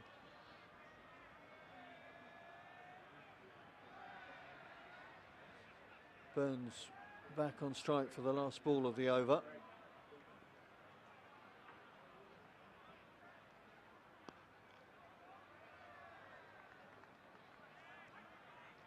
Good work from Sams on that boundary. And just a 7 off that Najjar over. He'll be satisfied with that, I suspect. Yeah, exactly that. And going back to what we said earlier about Rory Burns not necessarily being the first picked in the Surrey team, but we look up, he's got 35 off 22, striking at 160, which is the rate you need to go to chase 200. So just shows how good a player he is, not just in the championship format or test format. Just 23 runs in the past 4 overs, and now 12 overs done, and the rate has gone above 12 for Rory Burns and co. No, exactly that. That's what Essex would have wanted in the middle period, the squeeze with their spinners. Yep. They've done it quite successfully, considering they're missing Critchley tonight, who you just heard earlier. So to be able to step up and still deliver that is impressive. I guess the Essex Eagles fans will consider like for like, and you put Dan Lawrence back in, who's a spinning middle order bat, instead of Matt Critchley, who's a spinning middle order bat. But you'd love to see both of them played side by side. Beard back into the attack. No, exactly that. You know, the only difference is that with Critch there's a bit more mystery about it, and it becomes that much harder to hit the ball because you're picking up the way the ball's spinning halfway down rather than out the hand. And harder to keep to, presumably. Yeah, luckily I didn't keep to Critch in this format, but certainly leg spinners, certainly leg spinners. Yeah. Imagine what it must be like keeping to Narayan when you've got no idea what's coming out of his hand.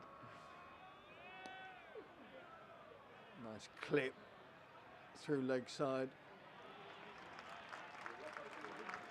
No, exactly that. If the ball is spinning and there's a leg spinner on display, it's hard for the batter, but it's just as hard for the keeper.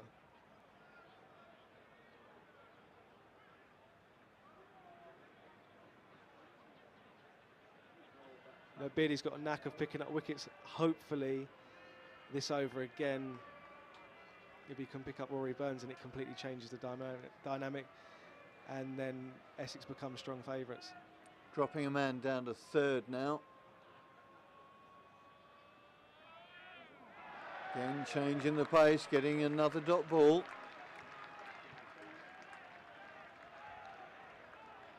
Rory Burns only playing his 4th T20 this season, already with his highest score.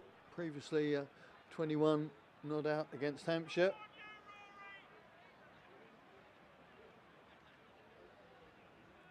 With the squad they had, Rory probably didn't even think he was playing this season in the 2020 blast. Comes down the wicket and it's out. Walter in the right place. Aaron Beard gets his 3rd. And Rory Burns has gone for 37.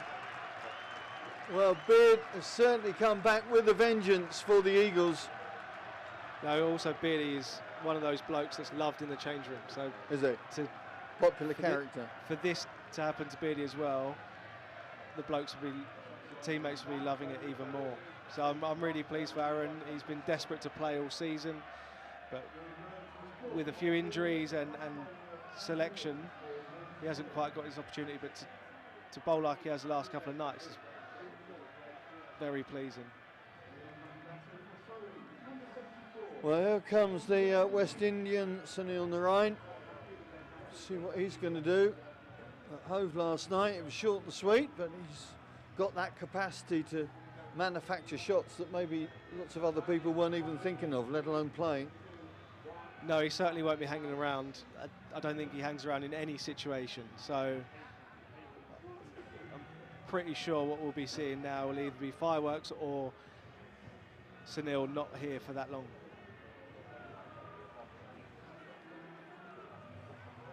Narayan only faced 2 balls yesterday at Hove. First one went for 6. The second one he got bowled by Rashid Khan.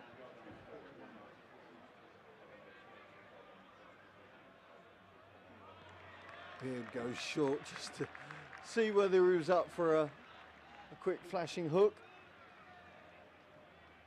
No, Narayan's in here is almost like a luxury player. You know, if he comes off, then brilliant. If he doesn't come off, then there's still plenty left to back him up. So that's why he's batting in this position. He will try and hit as many boundaries as he can until the fun stops. And Chris Jordan, next man in. It's interesting to see where Tom Laws comes in to bat. Ryan picks that off his hip for a 4. Well, that's the quality that he is. But a good over from Aaron Beard nonetheless. Getting that wicket of the stalwart Rory Burns. 108 for 4 now. 13 overs gone. And Surrey now needing 13 and over from the last 7. No, exactly that. And for Aaron to bowl 2 in the power play and 1 out of the power play when they're needing 12s and only going for 17 is a seriously impressive effort. Of course, the memories from Hove are still very vivid in Surrey minds. Lost the last 5 wickets for 15 runs yesterday. Need to make sure they can consolidate somewhat. Laurie Evans has been there, seen it before. And with the experience he has, all the skills, again using his feet. Yeah, being a 2020 specialist, this situation wouldn't faze Laurie. He might have a look at a couple and then try and pick a bowler and make that over massive to try and get that rate down.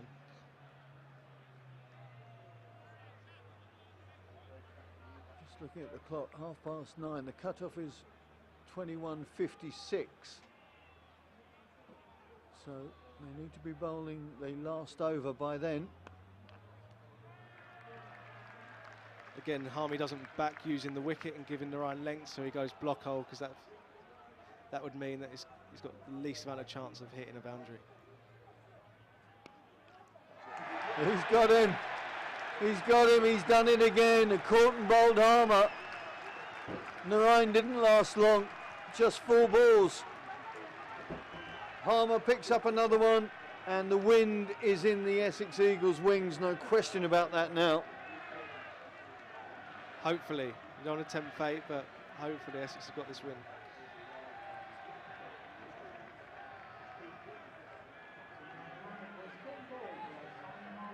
Well, the captain is in for Surrey, and the captain needs to do quite a special job now. He's got Laurie Evans at the other end, as we keep saying, has been there and has done it so many times before. Jordan, a reliable batsman, but only a higher score of 16 so far this T20 campaign. Yeah, for Surrey to win this game, Laurie's going to have to score the lion's share of these runs, with someone like CJ staying there with him and not putting too much pressure on him strike rate wise.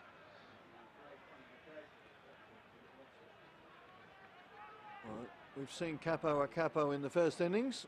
Now it's deja vu in the second.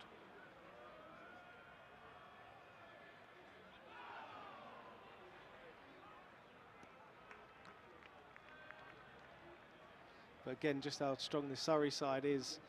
they've got another player that's been there, done that in this format around the world and international cricket. So again, it won't faze them. Exactly. Right in the block hole again.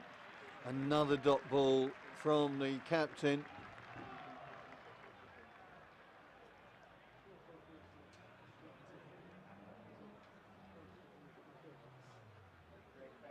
That run rate just creeping up for Surrey. They'll be keeping an eye on that.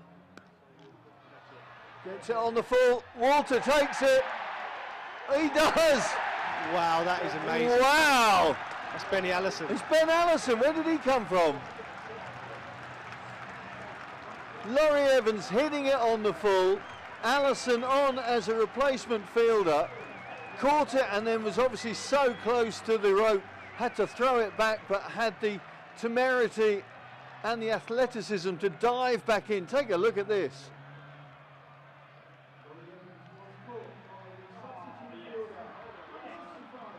How good is that? We've seen Benny Allison take some ridiculous catches before. That's one of the best. No, that's seriously impressive. I've always said that Benny is one of our best fielders, which is quite rare for such a tall, fast bowler. And that's amazing. That could potentially be a game-winning catch. And deja vu. Harmer takes 2 wickets and an over once again. Did it at Lords last night. He's done it at the Cloud County Ground tonight.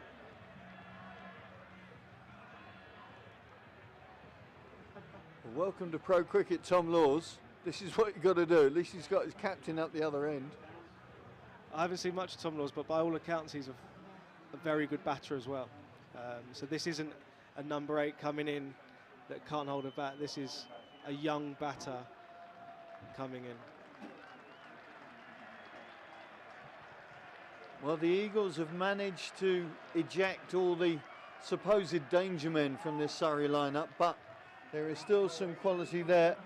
You just look back at the last 6 overs now, that's 4 wickets for 31 runs, and that has swung the game the Eagles' way. And the rate's gone up from 10 to nearly 15 now. Sam's on from the Hayes close end. Yeah, from here you'd like to think you win more than you lose, but you can never say never in this format. Harmer's figures now 3 overs, 2 for 17. Just the solitary over left from the skipper. Will he try and bowl himself out? We're not even 3/4 of the way through yet. Sams to Jordan. Again, he goes low. Jordan pulls him behind square for 4.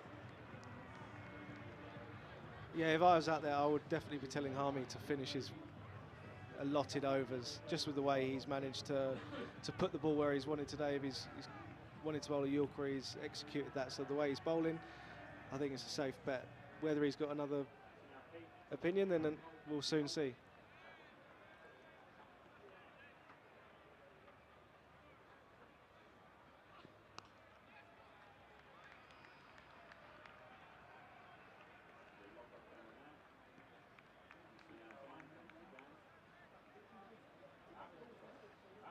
Look, Beard's got 1 over left. Cook, of course, has got a couple. Nijar's got a couple. And Lawrence has got a couple. So there's plenty to mix and match for Harmer after he's finished his spell. No, exactly that. And I think that's been a big difference from what's happened this season compared to previous seasons. Harmy's got options. There isn't 5 bowlers out there needing to bowl 4 overs each. If one does go the distance, then there is another option, especially when Critch was playing.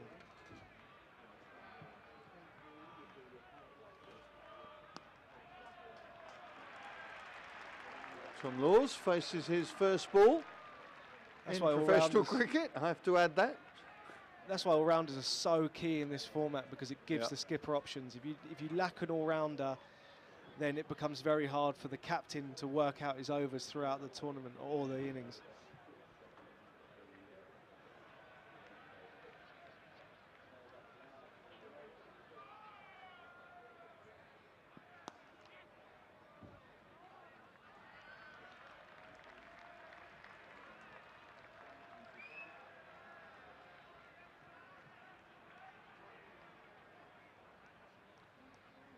So Essex are in a good position here every single the run rate goes up. Yeah, I was just noticing that. We're above 16 now. So every single that Surrey get is a win for Essex, and it only makes the end result harder.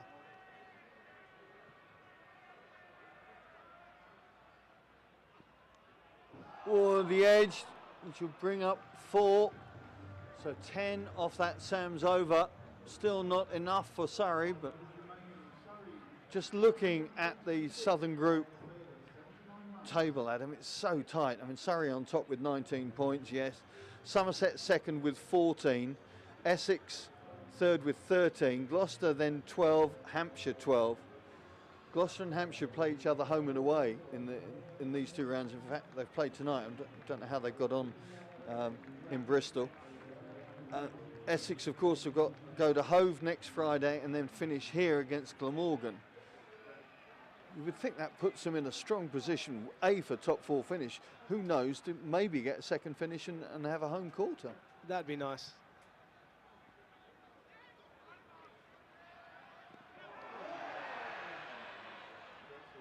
Oh, Chris Jordan got through, but I think he suffered for that. Yeah, just stretching out the hamstrings. It just shows how tight this South Group is. You know, everyone's got the potential to beat everyone, which always keeps the group on their toes. But yeah, Hampshire playing Gloucester twice and them being just underneath us helps. You would think it would knock one of those 2 out, wouldn't you? Exactly that. You'd expect that. I'd like to think after this game, then that potentially already seals us a top 4 finish, which would be fantastic.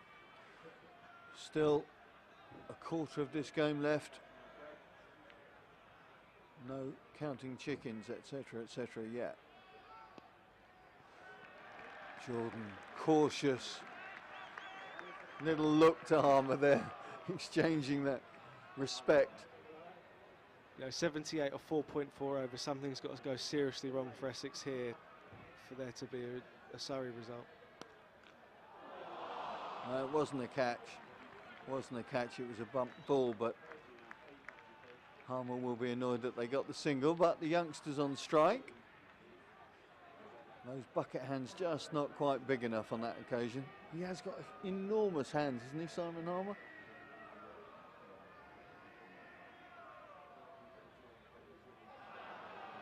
Yeah, he has. Even with my keeping gloves on, if I shook his hands would still be bigger than mine. They disappear inside.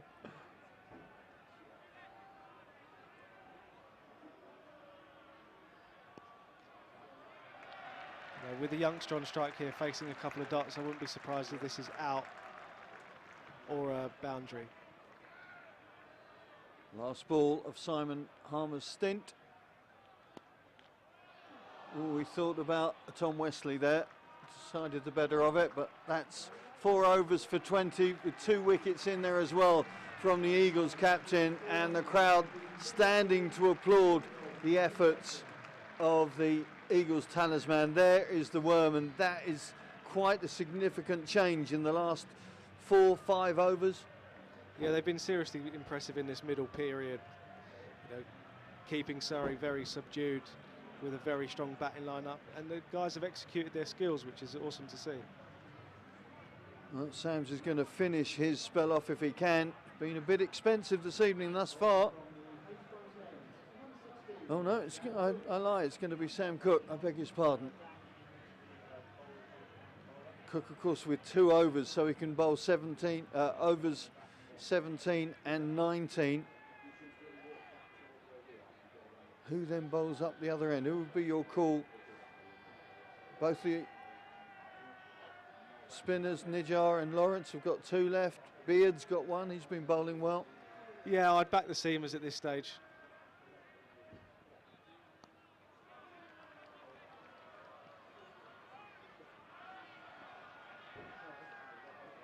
You know, Beardy's done very well this evening. He almost deserves his last over.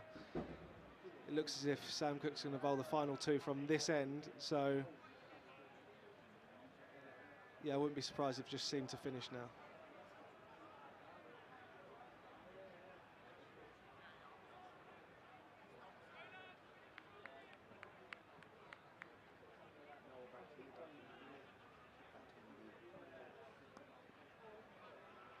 I'm going to give you an invidious task now, because we have the Woodlands Group Player of the Match.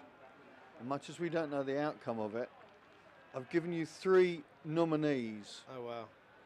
At the moment, Aaron Beard, Simon Harmer or Paul Walter. Now, don't decide now, but have a think. No pressure, because it's going to go back into the changing room who you picked. That's all I'm saying. Oh, no. Can I not pick all 3? No, you can't cover all bases, I'm afraid. Jordan goes high and slams it for 6. Well, that's what his team needed, because the run rate is just hovering under 20 now.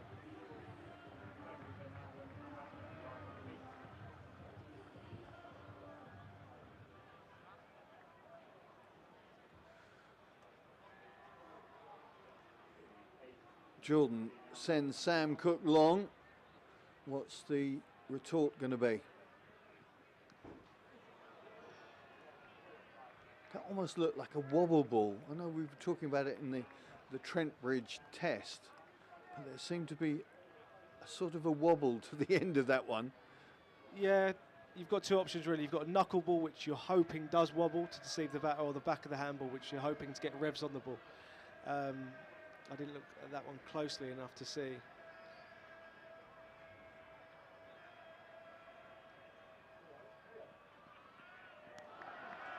Cook gets it past Laws and the stumps. You know, this is what makes Sam Cook so good at this format. He's not necessarily the quickest, but his execution is often on point. You know, He's an intelligent bowler. He almost tries to think what that batter is going to do and counteract it. It's all good counteracting it, but you have to execute your ball.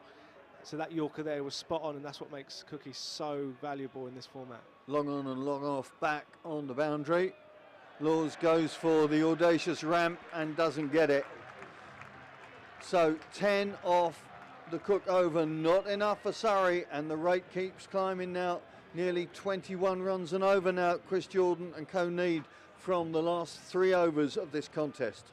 So Simon, I'm not going to tell you who I'm going to pick, but I'm going to wipe out one of the players. Right. For me, Paul Walters played very well, but it was a score of 200 and not quite a 50. Not that 50 means much, so I'm going to leave it down to 2.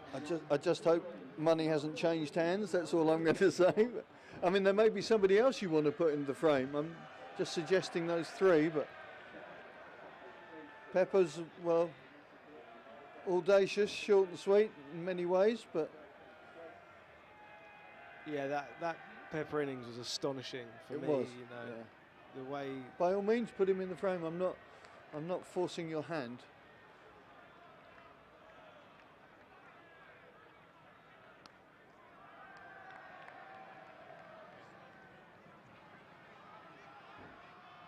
Quick 2 and accuracy. This is, I say it again, one of the stupidest laws in the game.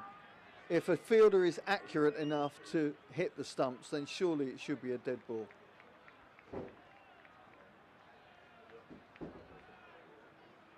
Right. The field being adjusted now. A rare 3. I can't remember how many 3s we've ever seen at the Cloud County Ground. Not many. No, not in this format.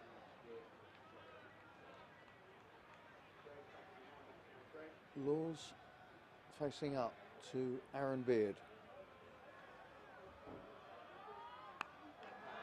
He goes high. Wicket. Who's underneath it? Plenty of time.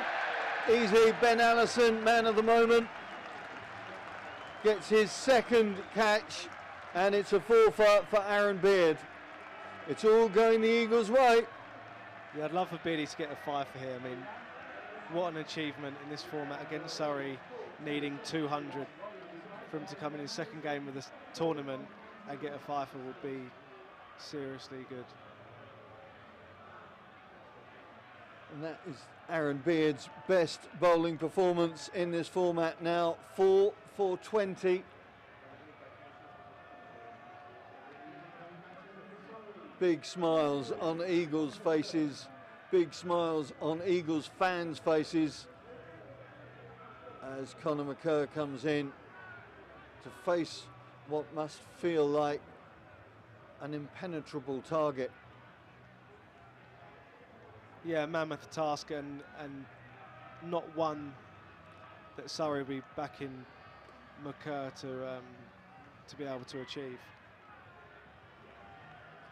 No, McCurr not renowned as an outstanding bat, it has to be said.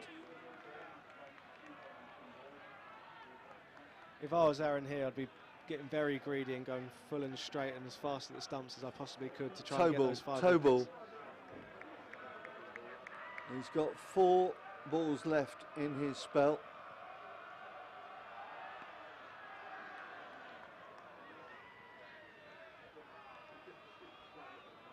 Beardy should have been a lot more greedy there to try and get his 5 wickets. Oh, I know whose autograph he's going to be wanting afterwards.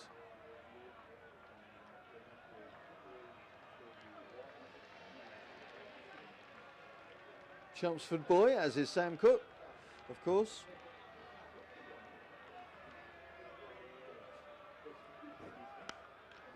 Chris Johnson gets hold of it. It's going to drop short. They're going to pick up 2.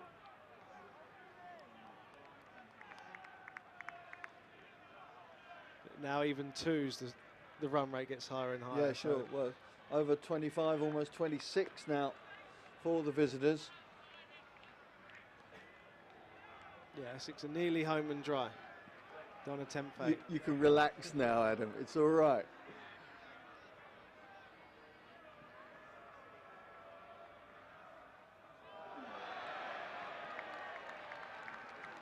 Strike 1. Last ball for Aaron Beard.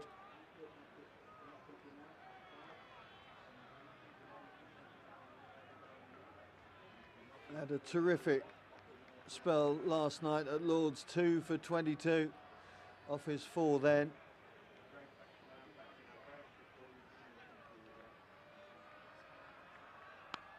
Jordan goes high. Is it going to go long? Yeah, it's gone for 6. It's over. 4 for 29, Aaron Beard. What a performance. A returning performance from the young man. Yeah, what a great performance is. You know, what a lot of people don't see is you get off this field at 10 o'clock at night, you then get on the slow coach home from Lord's, which gets you in about 12:30, 1 o'clock. You still need to eat. Then getting to sleep is a nightmare because of all the adrenaline you've had so late in the evening. And for Essex to pick themselves up like they have for this game against such a strong side is a great achievement. 2 overs left. Now I'm going to press you for your Woodland Group player of the match. That has to be Beardy, you know. He's in shot. There he is. Almost like it was planned. Smiling at the fans.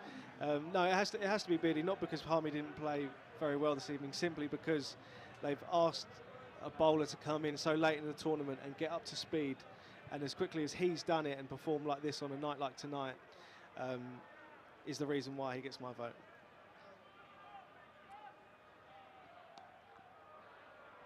Conor McCurr having to swing from the hip now. 27 an over required by Surrey. So a lot of these guys are going to have a late night tonight simply because they can't sleep, and they've been asked to go to training tomorrow at 10 o'clock for a 4-day game starting the next day. Really? So the rigmaroles of this format, this game at this time of year is very tough on the guys, and so that's why what they've done tonight is a huge achievement.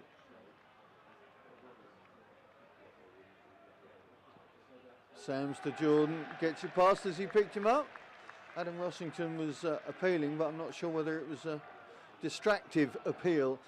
I don't know what the wikis call it, just when you make the appeal to put the umpire off. Yeah, I don't know. I think potentially you might have heard something there. You wouldn't really try and chance your luck in this situation because, you know, you're pretty close to a win anyway, irrelevant of that wicket.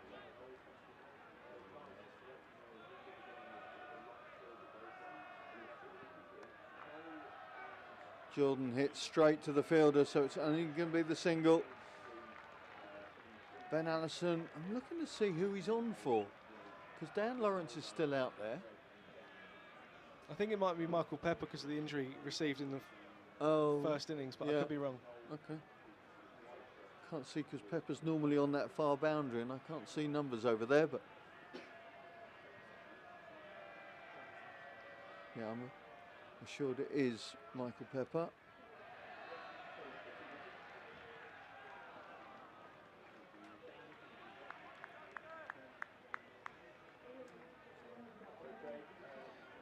This tournament is all about getting to the knockout stages. Like we saw in 2019, we just scraped through and managed to win the tournament. So the meetings that you have at the start of the year are let's get to knockout stages and see where we go from there. And you think this would just about assure the Eagles of a place, turning over the South Group winners. Nice squirt away from Jordan for 4.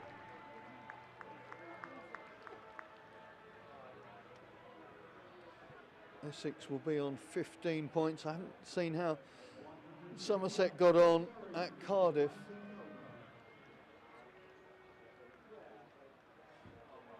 Of course, the other thing is with such a tight section in the middle of the Southern Group, how important could net run rate be in the final mix, the final play out?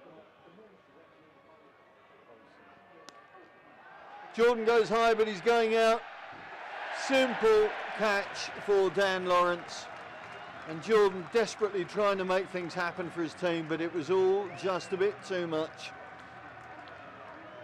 Yeah, you want to make sure that you're giving yourself the best chance of that net run rate, because sometimes beggars can't be choosers. You're trying to win every game anyway. Net run rate might come down to the last game for a particular team where they have to win in a certain fashion, but a lot of the time, you're trying to take care of the result rather than the run rate, unless you're desperate to try and clinch, say, the 4th spot in the group. But a win like this will certainly help. Yeah, I'm just looking to see how Somerset were faring in Bristol. Just have a look through here. Glamorgan need 24 runs to win from 3 balls, so that's a rain-affected game down there. So Somerset look to have picked that one up. It's gone high. Is anybody underneath it? I think they are. Yes. That's Harmy. He's got buckets for hands. Sam Cook, first ball, picks up his first wicket. Just have a look at this one.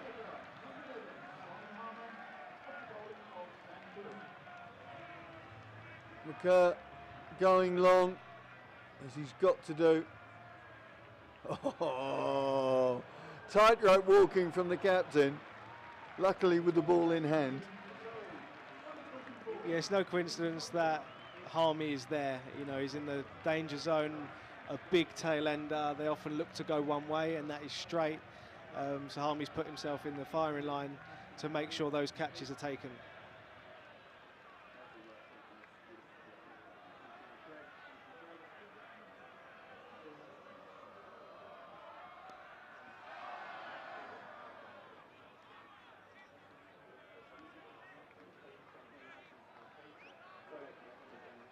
And that's a really important part of 2020 cricket. You want to make sure your best fielders are in the best possible places. They want to get the ball the most out of all your fielders. You often see the weakest fielder at 45 because they're trying to hide him, and you'll see the best fielders in certain stages of the game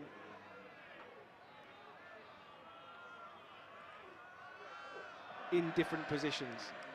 So for now, Harmy thinks that long on is the firing line. That's where the best catcher will be. That's why he is there. In the power play, he might be at extra cover because he feels like that is the firing line.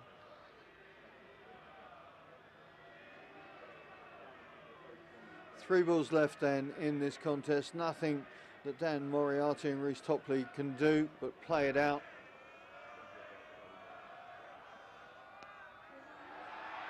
He swings high, but it's just going to drop short of Dan Sams.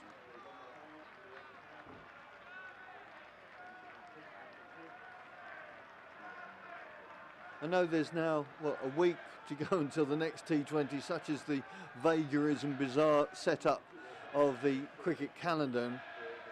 But that back-to-back wins, particularly this one, is going to give huge confidence, you would think, in the Eagles ranks. Yeah, exactly that. Especially if they seal the top 4, just gives them confidence to play with freedom for the next couple of games and then try and build that momentum to when the knockout stages come. Last ball of what has been a very enjoyable evening for Eagles fans. Yeah, what performance from a supporter's point of view. Full house as well. Full house, 200, and then Essex limiting them to 150 odd.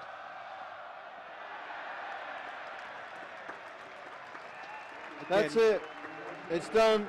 The Eagles win by 43 runs over the Southern Group leaders. A huge win for Simon Harmer and his men. Really establishing themselves in the top 4 of this group. And who knows where their travails and travels will take them now, because it certainly sets up very nicely now for the Eagles working their way towards those quarter-final stages, and who knows what's beyond that.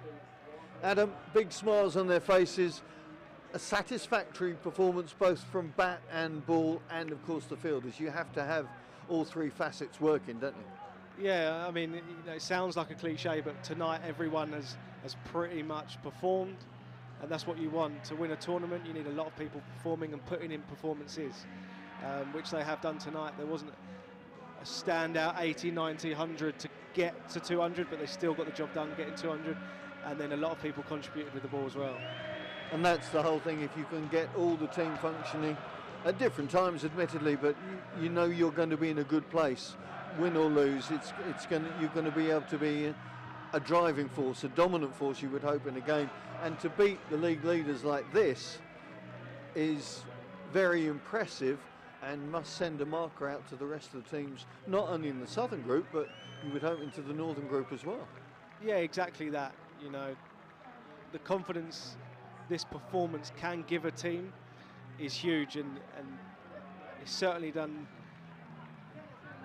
hasn't done them any harm playing like this. You know, they've quickly got to change formats now. They've got to get their head round getting into an even stronger position in 4-day cricket and then dipping back into 2020 cricket. So they'll enjoy this tonight, but then come tomorrow they're hitting red balls, leaving the cricket ball, which they haven't done, and they're going to try and take on a very strong Hampshire on Sunday.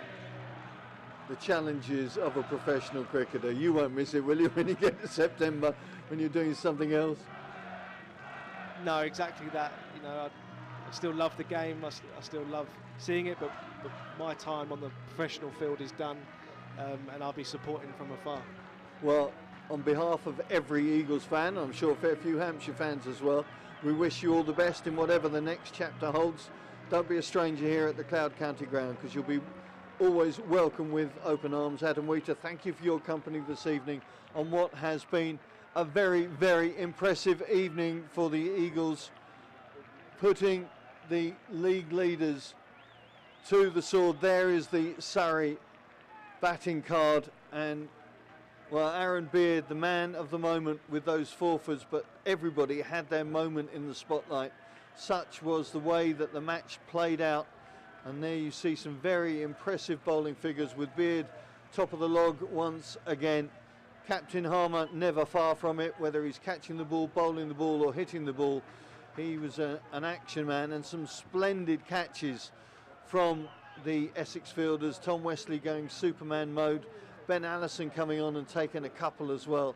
Very, very impressive all-round performance from the Essex Eagles. They go back-to-back wins for only the second time this season. Surrey take back-to-back losses for the first time. It's been great to be here at the Cloud County Ground.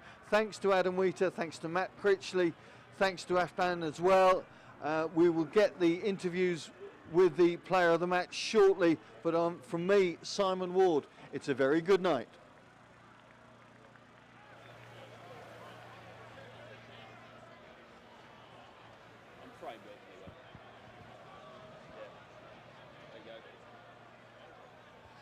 Well, welcome down pitch side for our Woodlands group. Eagles player of the match this evening And that goes to, with career best figures of 4 for 29, Essex Eagles number 14, Aaron Beard. Aaron, an outstanding complete team performance against table toppers Surrey, but for you personally, you must be really pleased with that. Yeah, firstly, the crowd have been amazing tonight. It always helps playing against a side like Surrey when they're behind us, and we thank them for that. And to put on a performance like that in front of that sort of crowd just topped off the 2 days that we've had. Yeah, and you talk about the crowd's influence. Obviously, wickets tonight, wickets for you last night. Must be really pleased with your personal form. Yeah, I've had quite a long 18 months of coming back in to try and get into the side, and for the last 2 days to happen like that, then it's sort of all that hard work's gone to good, and to get the outcomes has been really rewarding. Now, in terms of the fixture card, bit of a challenge, is it mentally? Obviously now the squad going to red ball cricket before returning for the last 2 pool games. How does that impact the squad? I think the momentum still goes into red ball. I know it's a different type of game, but the momentum of winning games is a habit, so we want to carry on winning games and win this red ball game against Hampshire on Sunday, and then go into the 2 2020s with the momentum of 3 wins hopefully in this week. Not now just the top 4 finish in sight, potentially a home quarter final. Too early to have those chats? Cool, imagine a home quarter here, they'll be going mad. So yeah, that's what we're hoping for. We're going to keep trying to win games of cricket for the crowd and for us up there to get up that table and get as close to Surrey as we can. Well, Aaron, absolutely outstanding tonight. Ladies and gentlemen, please put your hands together for tonight's Woodlands Group Eagles Player of the Match, Aaron Beard. I'd like to welcome up Gary from Essex Pride, who is going to be presenting the award on behalf of Woodlands Group.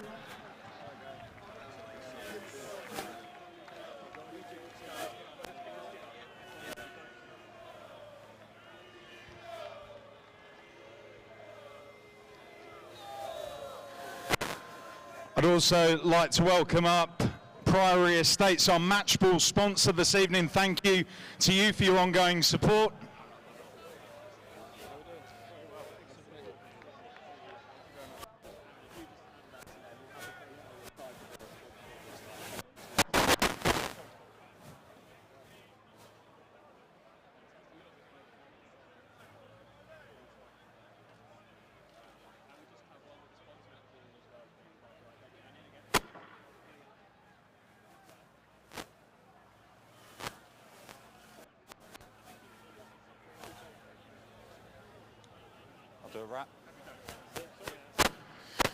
Well, Fortress, Chelmsford, you were rocking. The Eagles are soaring. We're in red ball action, of course, on Sunday when we welcome Hampshire to the Cloud County ground before we return next Saturday where we welcome Glamorgan. That's a 6:30 start. Tickets are still available, so please do visit essexcricket.org.uk to secure your tickets. Other than that, enjoy the rest of your Friday evening. Get behind Essex Pride this weekend, and we look forward to seeing you back at the Cloud County ground very soon.